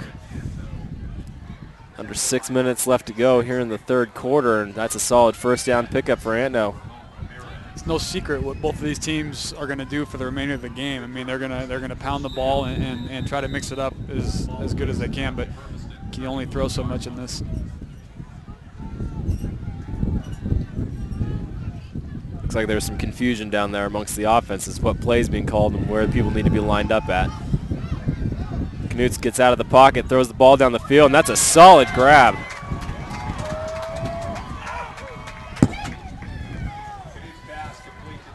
Number 9, David Barnett on the reception there, a big tight end for the Bulldogs. One of the best players for Hermiston, two-way kid, very good defender as well. And great job by Knutz there. He got out of the pocket, he had pressure coming from his backside, but he still made the pass and completed the 1st down. Handoff there to Corey Adams, you see, and lunges ahead for about 2 yards, bring up a 2nd down and 8, and getting back to that, that's one of the things we were kind of concerned about heading into the second half is how composed was Knutz going to be? Was he going to be able to hang with the game, or were they going to have to put in a new quarterback? Well, Knutz has been impressive. I mean, he's only a sophomore. I mean, this is his 1st season really under center, so give him credit. He's really done a good job this season for Hermiston, leading them, especially as young as they are.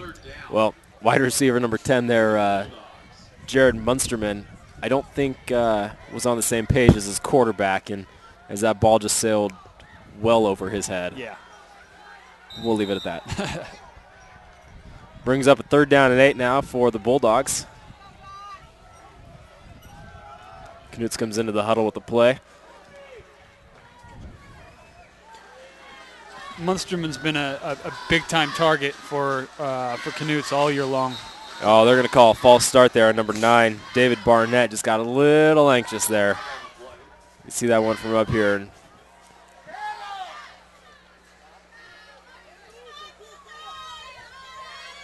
Dead ball false start on number 9. Going to push him back and make it down at 3rd down and 13 yards to go now. So what went from being at least a relatively average 3rd and 8 with Trent Antno and that offense, now it's going to be a little bit longer.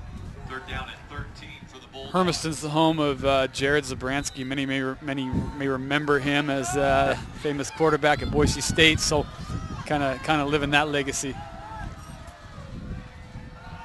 Oh, got him. Nailed him in the backfield. That was number 28, Connor Norman. Connor Norman, the 5'11", 175-pound senior linebacker, just came flanking in and just nailed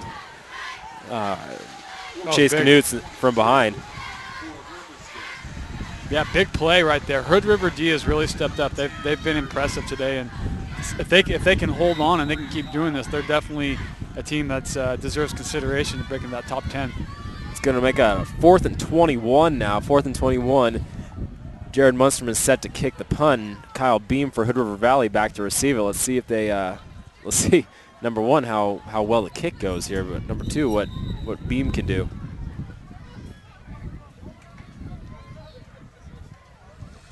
The officials call timeout on the field,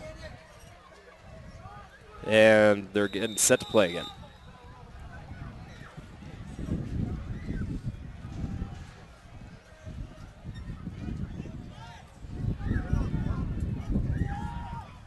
Beam lets the ball just hit the ground and roll. Ball's gonna be rolled dead or play dead at the 27-yard line. Hood River Valley's gonna set up shop. You expect to see a little bit of Forrest Brody here?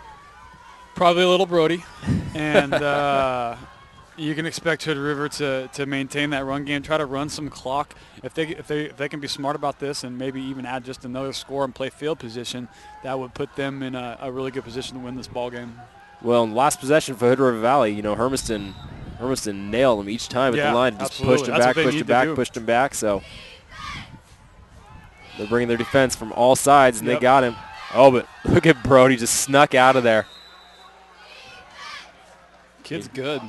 Well, Kid's really good. And that's where the benefit of being 5'6", comes in. You can just hide right behind those big linemen, and you can just cut and maneuver each way you need to go. Yeah, when he runs, I mean, he has those legs, those knees up high, and he's a powerful, fast, powerful kid. He's only $165, but he plays much bigger than he is.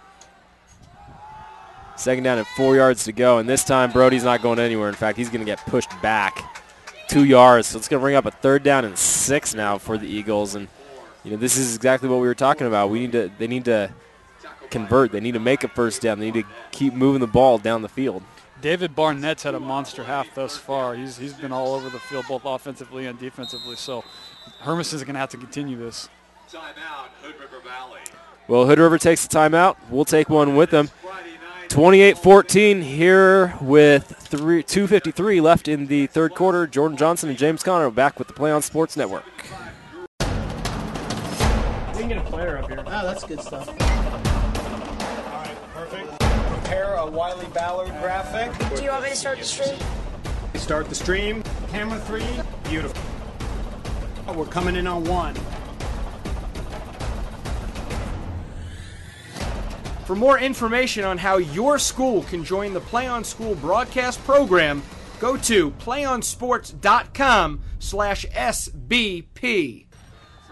And back live here in Hood River, Oregon at Henderson Community Stadium.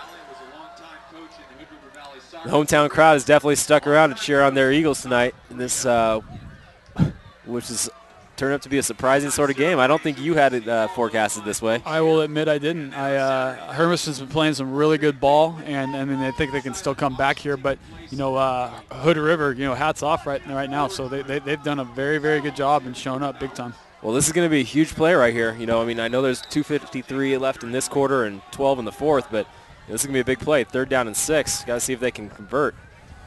The fake on the toss to Forrest Brody. He throws it down the field and absolutely overthrew both of his receivers down there. So that's going to bring up a 4th and 6th. And if you're Coach Sperry, I have to imagine you're going to be punting the ball away here. Yeah, I mean, I think they started this series with about 4 minutes on the clock, so they only used a little over a minute. Not that they need to be playing, with the clock right now, but it doesn't hurt. Eli Fultz back to punt the ball away for Hood River Valley. Again, Eli, 6'1", 235-pound senior, well capable, as we've seen all night tonight, of getting some good air on that ball. But back to return that punt is number 2, Alex Ortiz, of Hermiston. It appears as though he's going to, that could have been bad. It could have been bad, but they're going to call him down. I mean, when he received the ball and had his knees on the ground, so lucky for him. Just living dangerous is as Alex Ortiz. 1st down and 10. Ball getting set up at the 30-yard line for Hermiston. It's going to be a big series for Hermiston here. They really need to get something going. A couple touchdowns down, and this is going to be a momentum shifter one way or the other. Corey Adams in the game at running back.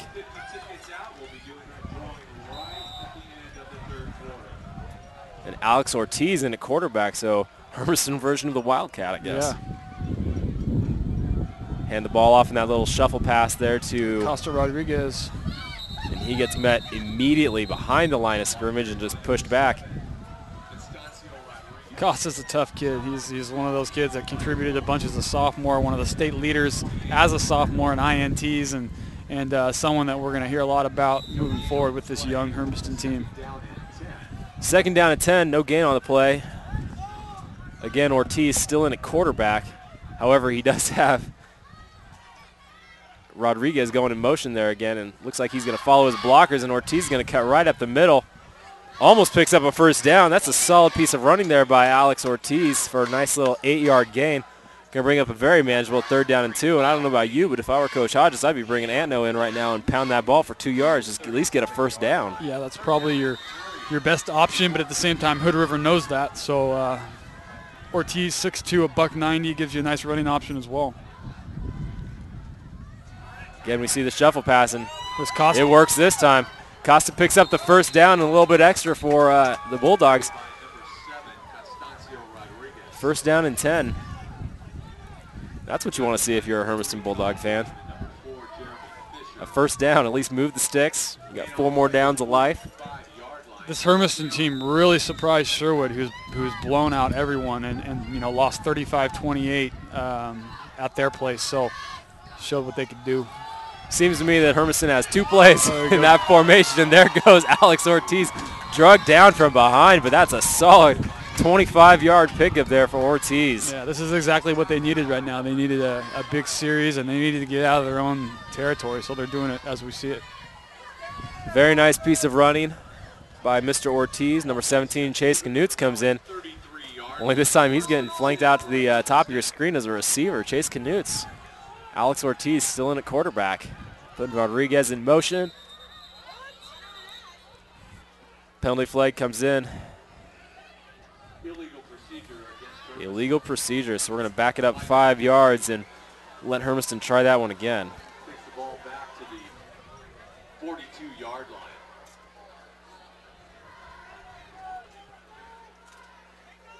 In any of your conversations with any of the players on either of the 2 teams, have you talked to any of the young men about what the next step is and where they're looking? Well, I mean, right now they're looking to win the ball game, but moving forward, I mean, I think there's so many options with regards to colleges, whether it's D3, D1 AA, JC. I mean, there's just so many options that people in the Northwest don't know about. So, with the football academy, if you go to northwesteliteindex.com, you'll be able to see some of the guys that have come through what we do and have moved on to the next level. So it's pretty exciting. Zabransky's a good example of a kid out of Hermiston that, moved on and did very well for himself moving forward. So, yeah, to answer your question, I think right now these kids are more focused on somehow pulling this W out. Thank you, Chip Kelly, for that focus on the task at hand answer. Uncle Chip. Well, what we saw there was an illegal shift motion, or an illegal shift penalty. That was declined, so it's still going to be 2nd down and 15 for the Bulldogs. Ortiz in at quarterback, and another penalty coming out. Well, I wonder if this weather or just the excitement starting to get to these guys. Yeah, that's what you and I talked about earlier is can't have those turnovers in your own territory, and you can't be killed by penalties. And right now, that's what's killing them. They're back 30 yards from this.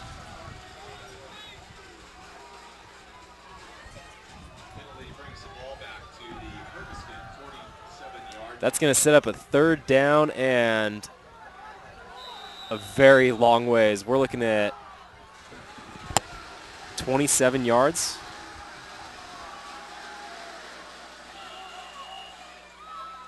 Oh my gosh! And another penalty coming in.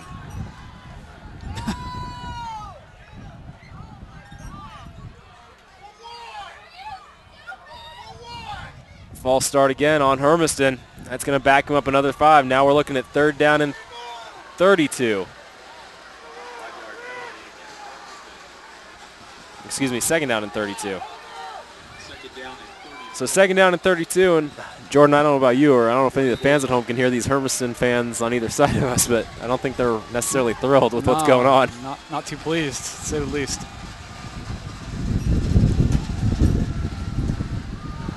Rough snap. Ortiz is able to pick up that ball, though, but he's not going to get much. In fact, he's going to lose yards. Ortiz lost about 3 yards on the play. Going to bring up 3rd down and 35 yards. Yeah, this is about as bad as the weather has been tonight, I think. Well, more than anything right now, I think it's the wind that's kicking up, and what the wind's doing is it's blowing the rain right into these guys' face. And obviously at this level, they don't have masks over their helmets, so.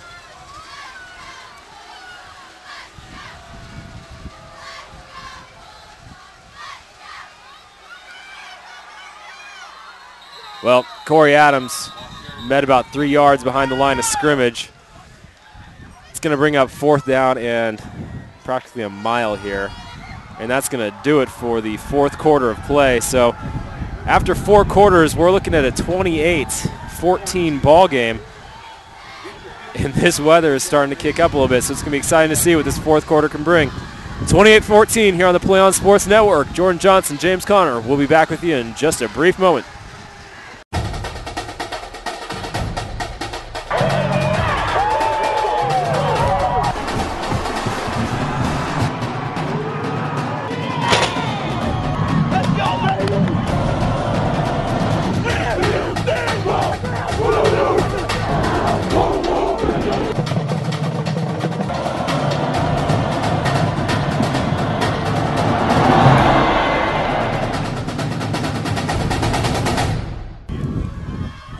Well, if you hear laughing and a whole lot of wind and you see fingers moving across the camera lens, it's because the wind decided to blow right at us. So we are looking at the eye of the storm right now here in Hood River. And I'll tell you what, Hermiston has about a mile to go to get a 1st down, and they're going to be punting the ball here. It appears to be a 4th down and 40 yards. So 4th down and 40 yards for the Hermiston Bulldogs, the number 8 team at the 5A level here in the state of Oregon.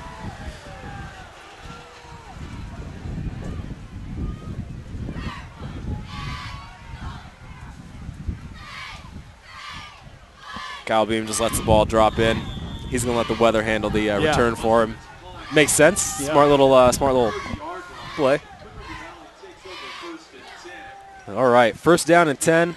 Hood River Valley ball to start the 4th quarter of play. And I would imagine, Jordan, that we're going to see a whole lot of Forrest Brody right here running the ball. You go Brody regardless. You let him do his thing, and chances are that he's going to be able to maintain and do something for you. So expect see a lot of number 24. All right, 4 wide receivers. Brody in the backfield for Kopecky. Fakes the toss, but shovels it underneath to Eli Foltz. Look at the big boy run. Picks up a first down for the hometown Eagles. Right out to midfield there at the 50-yard line. Sets up a solid first down play, and that's what you want. You want to put a little confidence there in your offense. You know, let them know they can get a first down. It's a nice outlet to have a very talented kid like Foltz that can do multiple things, that's big and that can run. You know, and as a second option, I mean, that's great to have right there. Well, and hats off to the quarterback, Kopecky there. Yeah. I mean, he really sold that fake toss to Brody, which everyone's keying in on the defense. And then you go Brody. Good job by Hermiston coming up right there. Well, they got him, and they got him right at the line of scrimmage for no gain. So, you know, a second down and 10, they did their job. But that offensive line is doing a pretty good job tonight, creating gaps for, you know, the running backs for Hood River Valley. Yeah, no, they've done an excellent job. They've gotten off the ball well. You wonder if they're going to continue to hurry up like they have been, or if they would slow it down a little bit. Well, they appear to be taking some time now. Let the rain just fall down. Yeah, you would think. I don't know if many of them took a shower today, but they're getting one now. Yeah. Looks like Brody decided to fall down about the line of scrimmage. Doesn't help that he had David Barnett draped all over his back there. Yeah. Barnett's been all over the place. He's been balling all night. 6'2", 200 pounds. Good-looking kid. Looking at third down and 11 now. What do you think? Get the ball in the hands of Foltz again? Let the tight end and the power back just run it up the field? You know, I mean, between him, Beam, and Brody, they got a nice trio of kids there to get the ball to. Well, you know, with the exception of that one touchdown pass, we haven't called Beam's name a whole lot on the offensive side of the ball. Yeah. Kopecky's trying to escape it, gets the ball away. Wow. And there's Beam. Did he come up with that catch? No, the official's saying he's out of bounds there. So that's going to bring up fourth down and 11 for the Eagles after that solid first down run by Foltz. Kopecky took a shot right there, so it's a quick 4 and out for the Eagles. Good stand if you're Hermiston. Yeah. I mean, there's still a lot of time left in the game. You know, 10 minutes, 13 seconds. You got Ortiz back to return the punt. Let's just hope he can do something with it, right? I think they realize, you know, right now time becomes a factor, and they're going to really need to do something pretty quick if they want to get back in this ball game.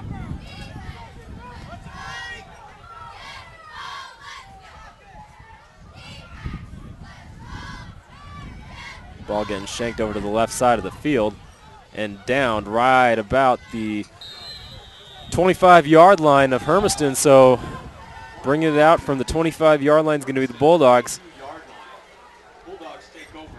And at this point, down by 14, you know, they're going to have to start getting aggressive with their plays. They're going to have to start possibly taking shots down the field. They're going to, I mean, time is a factor, especially with a running offense. Yeah, they're gonna. You can expect some trickery. You're gonna expect something, but they're gonna need to get the ball at the end zone one way or the other. I'd expect to see a whole lot more of number 2, Alex Ortiz, right there. Yep. But there they go, Great handing the ball off behind the line of scrimmage. Number 21, Corey Adams, that sophomore you've been talking about all night. Yeah, got stuff, ran right into a big D lineman there. Appears to have lost about 2 yards on the play. It's gonna bring up a second down and 12.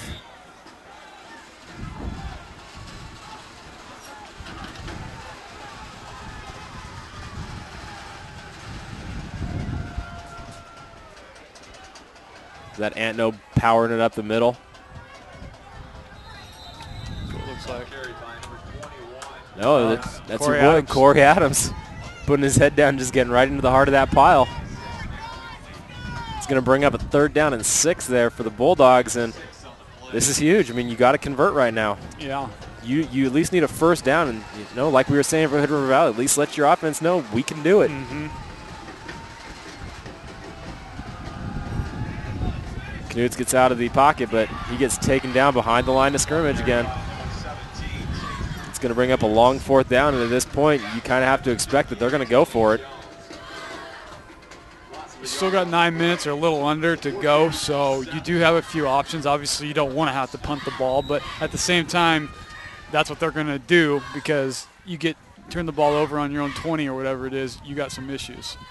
Well, Kyle Beam's going back to return the punt, and we haven't really seen him get a good punt return off all night tonight, and I can't imagine we're going to see him get one here, but Jared Munsterman's back to kick.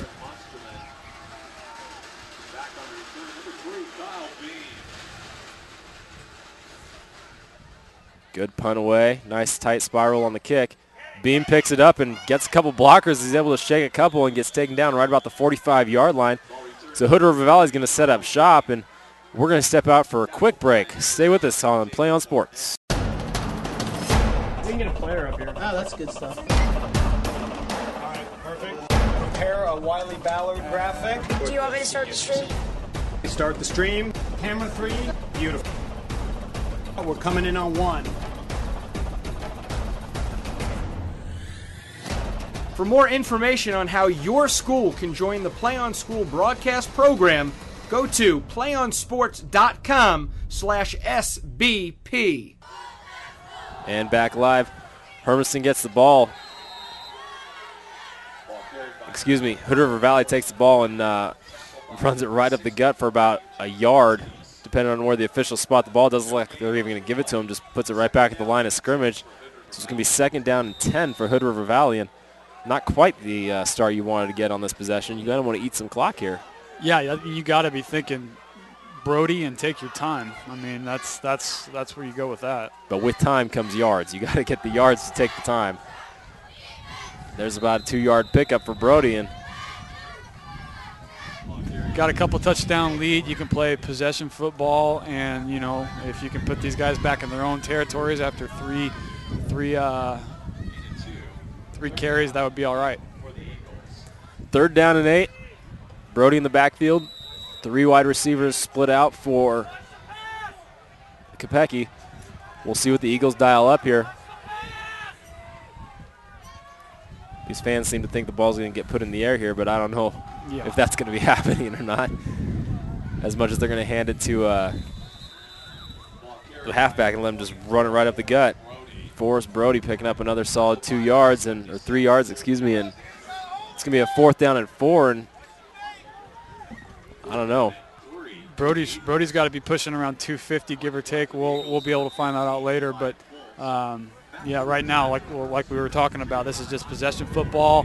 They got a good punter with Fultz, and they're going to give it another boot. Well, and I think the senior, Mr. Ortiz, back there at about his 10-yard line is wanting to get off for something. He's wanting to let those legs loose and pick up some yards and pick up some points for his team. High snap. Fultz is able to get the nice high kickoff. It's a wobbly one, and it's going to get touched down right about the 23-yard line, and that's where it's going to be downed at, about the 21, 22-yard line of Hermiston. So Hermiston's going to come out and set up shop for first and 10, but 6 minutes, 10 seconds left on the clock and down by 14 points. We have to see something from this number 8 team in the state. Otherwise, I could very easily see them dropping out of that top 10. Yeah, you go down tonight, you're going to drop out of the top 10. But this last 6 minutes, this is crucial. You need to score right here for sure, and then figure something out moving forward. But right now is game time. So, Chase Schultz, or excuse me, Chase Knutz catches the pass from Knutz. Picks up about 8 yards on the play. It's going to bring up a 2nd down and 2. I really like Knutz as a sophomore quarterback. I mean, he's done a very, very good job thus far. Well, and all he's going to do is grow and get better as the years come. Knutz has 2 wide receivers split, but hands the ball off to Corey Adams there in the backfield. Wrestles his way up for maybe a gain of a yard. It's going to bring up a 3rd down and 1 here for the Bulldogs. And again, this is another one of those instances where you need to convert. It's 3rd and short. You've had success. You've had success all night. You better have success now. Give the ball on the outside. Pick up that 1st down. Great piece of running there by Corey Adams. Put his head down. Just drove into the tackler and picked up that solid 1st down for the Bulldogs. Tough runner, tough sophomore runner. Really like Corey Adams.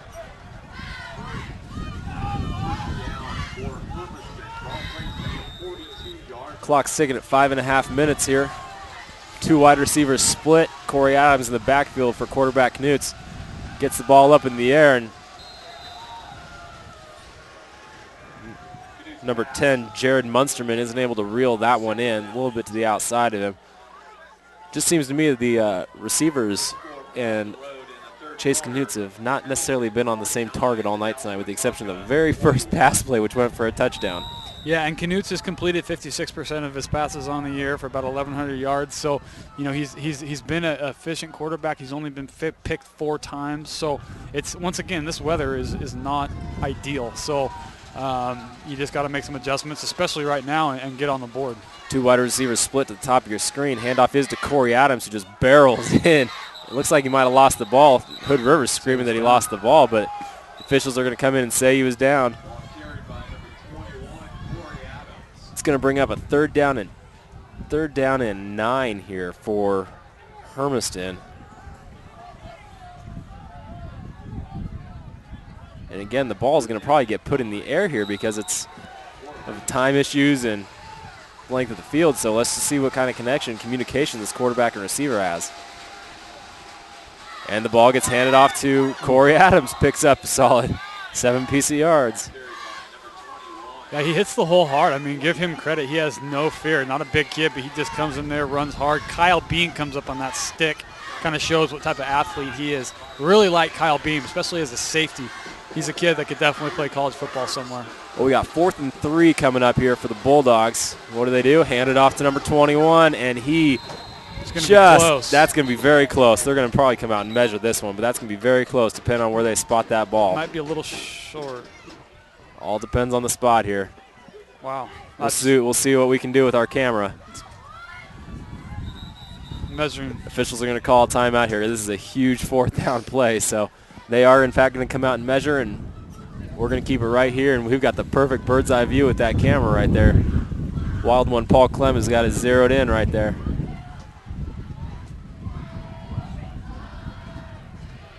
And we've got just short. Wow. That is it.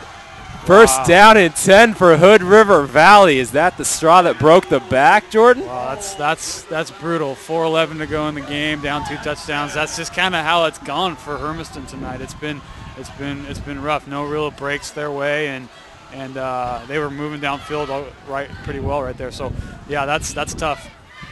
I think that might just be it. 4 minutes, 11 seconds to go. Ball at the 48-yard line for Hood River Valley, and Forrest Brody, I think, is going to say, "Give me the ball, coach." Yeah, you would imagine. Put it on my shoulders. Give me the ball, and let's just end this game now. Let's go get dry. And Forrest Brody drives ahead for about a 4, maybe 5-yard pickup on the play. And now's the time when you're going to want to be very careful there on the inside of those, stacks of players, because last thing you want is to start having, scraps and arguments. And yeah. You wonder if Hermiston's going to use some of their timeouts or what. Looking at a 2nd down and 6, a 4-yard pickup for Brody. They're going to need a stop right here for sure. Well, and Kopecki's doing a very good job at taking his time and letting this clock just wind on down. Takes the snap, hands it off to Brody. Skips over a couple defenders or around him, I should say, and picks up about a yard. So it's going to bring up a 3rd down and 5, and I have to imagine you're going to want to give him some space and, at least let him have some room to run and pick up this 1st down. Yeah, once again, eat up as much clock as you can and pin Hermiston back. Right now, you're not exactly going to be able to go deep. So 3rd down and 5 here at the Hermiston 47-yard line. Kopecki has 4 receivers. Trips to the bottom of the screen there with Brody in the backfield. Fakes it and hands it off to Fultz. Wow, did Hermiston have that one read from the very get-go. Great idea, though. I mean, that's a perfect play call for this situation. So, well, it had such a big success last time that it's bring up a 4th down and about 6 yards. Bring up 4th down and 6, and with that, Hermiston called a timeout. And with that, we're going to step out for just a second. We'll be right back with the PlayOn Sports Network. 2 minutes, 42 seconds left in the game.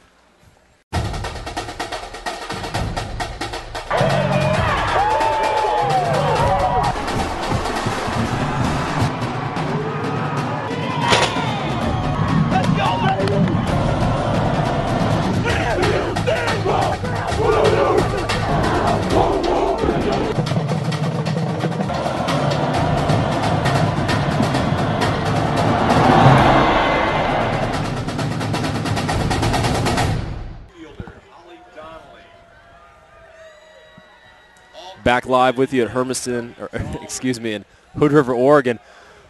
Hermiston defense is coming up big here, and it looks like Hood River Valley is getting set to punt the ball away. 4th down and 6 yards to go. Eli Fultz set to kick it off to Alex Ortiz. Seems like we've seen this a couple times tonight. Yeah, this has been a routine. Well, believe it or not, Hood River Valley has Kopecky in there, so they're going to need to try to block this punt or something here. What a monster punt by Fultz. Just boot. That's going to go all the way for a touchback. Gets dropped right at the goal line, literally like a couple inches inside the goal.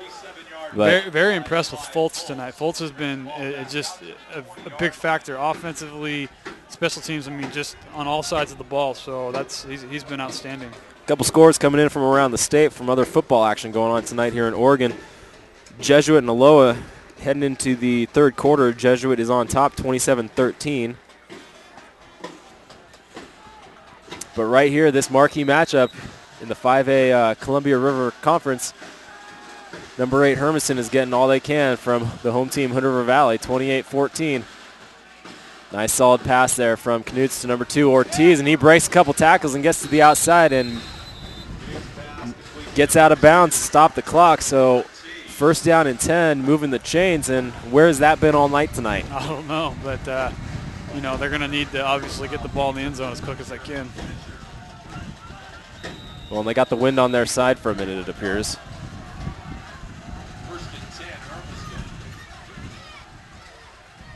Again, Knutz gets the ball to Ortiz, and he gets out of bounds. Nice, solid 5-yard pickup, just playing pitch and catch there between the quarterback and receiver. It's kind of what's been missing all night tonight. They were a little stubborn there with their run game and didn't try and exploit any receiving. Yeah, it's like we talked about, it hasn't been easy, but Hood River, hats off right now. I mean, they've done an outstanding job all night long. 2 minutes, 12 seconds left in the ball game. Hermiston's setting up with 4 wide receivers. Trips to the top of the screen. Timeout being called by Hood River Valley.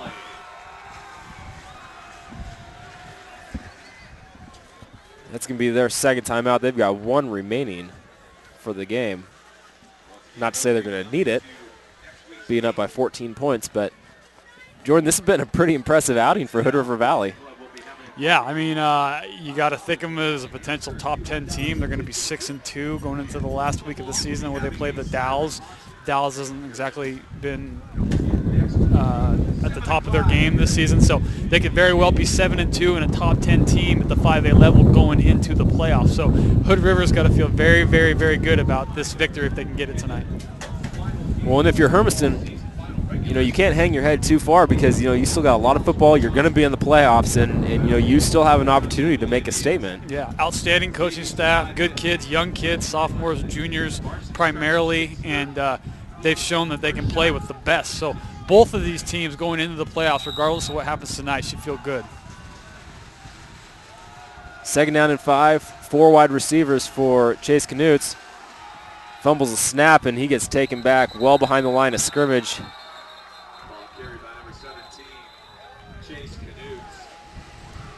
It's going to bring up a long 3rd down. This kind of isn't what you wanted if you're a Hermiston Bulldog fan. Hermiston calls a timeout as well. As many of these visiting fans are getting ready to pack up to head out of here. I think they kind of know what the outcome of this game is going to be. Hood River, this is pretty exciting for them. I mean, championship type atmosphere out here tonight. Got their stands filled and senior night, so they're going to be pretty excited about this victory if they can pull it off. Well, it's always nice when you come to a stadium, they've got metal bleachers, and you put 100 students in the stands just stomping up and down. It's going to get a little bit loud over there for the home team. Noise, yep. So that's going to bring up a 3rd down and 10 once we get out of this timeout. 2 minutes, 4 seconds. So 8 seconds ticked off the clock there. Looking forward to next week, though. We'll see what happens with Hood River Valley and the Dalles. Hopefully Hood River Valley can build off this and head into the playoffs strong with a full head of steam. And yeah, 7-2 for this Hood River team. If they could get this win tonight and get win next week, that'd be a very good regular season and something to build on moving forward into the playoffs. 3rd down and 10. Chase Knutz has 4 wide receivers. Trips to the top of your screen. Alex Ortiz to the bottom, the lone wolf down there. And he's looking to just find the seam and get some yards, and he gets dropped. He gets dropped about a yard, maybe 2 yards up. Still going to be 4th and long. It's going to be 4th down and 9 yards to go. Really impressed with this Hood River defense more than anything tonight. I mean, obviously Forrest Brody, we knew he was one of the top players in the state at the 5A level, but this Hood River defense has really penetrated well and flew to the ball, especially because they're not big kids. Well, yeah, and, you know, after that initial play from Hermiston where they threw the ball up for a touchdown, they buckled down ever since then. And just like there, they chased him down. Turnover on downs. Hood River Valley's going to take over with a minute and a half left to go. That should do it. Connor Norman, another kid that we've called his name quite a bit tonight. Between him and Dylan Jones, they've really done a number defensively for Hood River. So just once again, a very impressive win for Hood River tonight.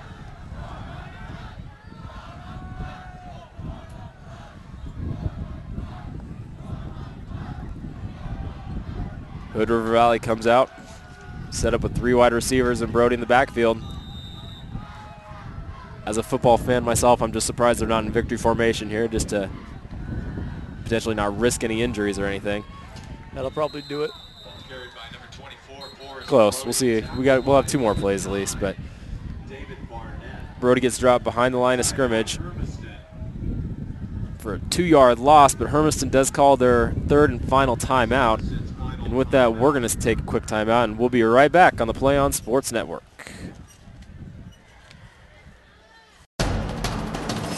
We can get a player up here. Oh, that's good stuff. All right, perfect. Prepare a Wiley Ballard graphic. Do you want me to start the stream? Start the stream. Camera 3. Beautiful.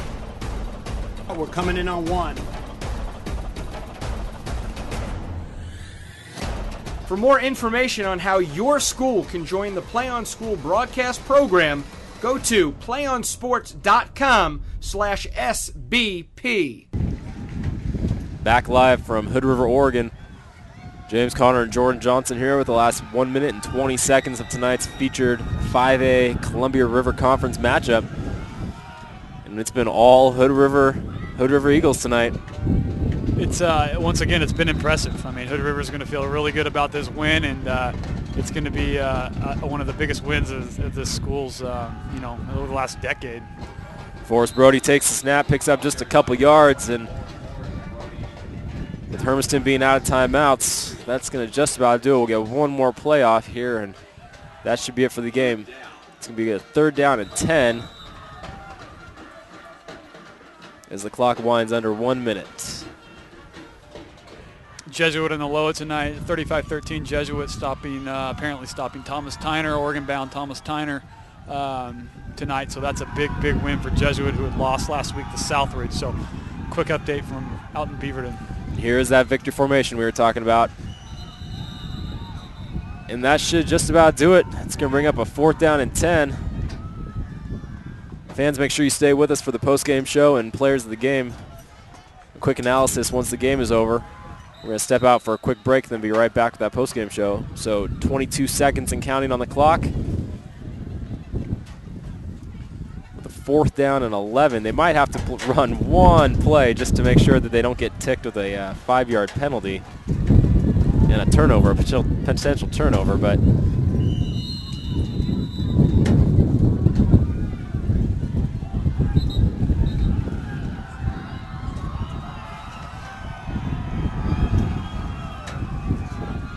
and what that's going to do is that's going to bring it down to 2 seconds on the clock, but because it was a 4th down, the clock automatically stops. So now Hermiston's offense has to go out there for 1 play. So we're just about out of the woods. So we're looking at 1st down and 10 for Hermiston. 2 seconds left on the clock.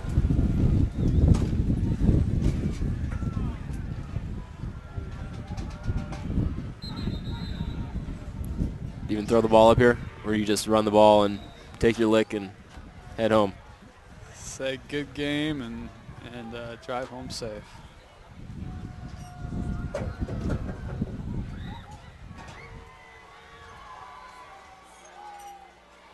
All right, so while the officials are thinking about it,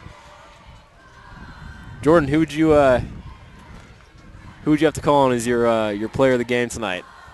Well, I mean, Forrest Brody is obviously the first name that comes to mind. The kid's pretty much done it all. We don't have the exact stats, but probably around 250 on 20-plus carries. He's obviously one of the state statistical leaders already. So for Hood River, but once again, Hood River's whole team I think showed up and did an amazing job. I can't say enough good things about what they've done tonight. I mean, Hermiston, they've had better nights obviously, but if you're talking player of the game, you probably got to go Alex Ortiz. He's kind of been all over. I mean, you could go a variety of kids. So, once again, last carry here. Corey Adams gets the ball right up the middle, and that's going to do it for tonight's ball game. That is it. The one play we were waiting for. That is a final score, 28-14 here tonight. So what a big win for the Hood River Valley Eagles. We're going to step away for just a second and be right back with a little bit of post-game analysis. Stick with us here on the PlayOn Sports Network.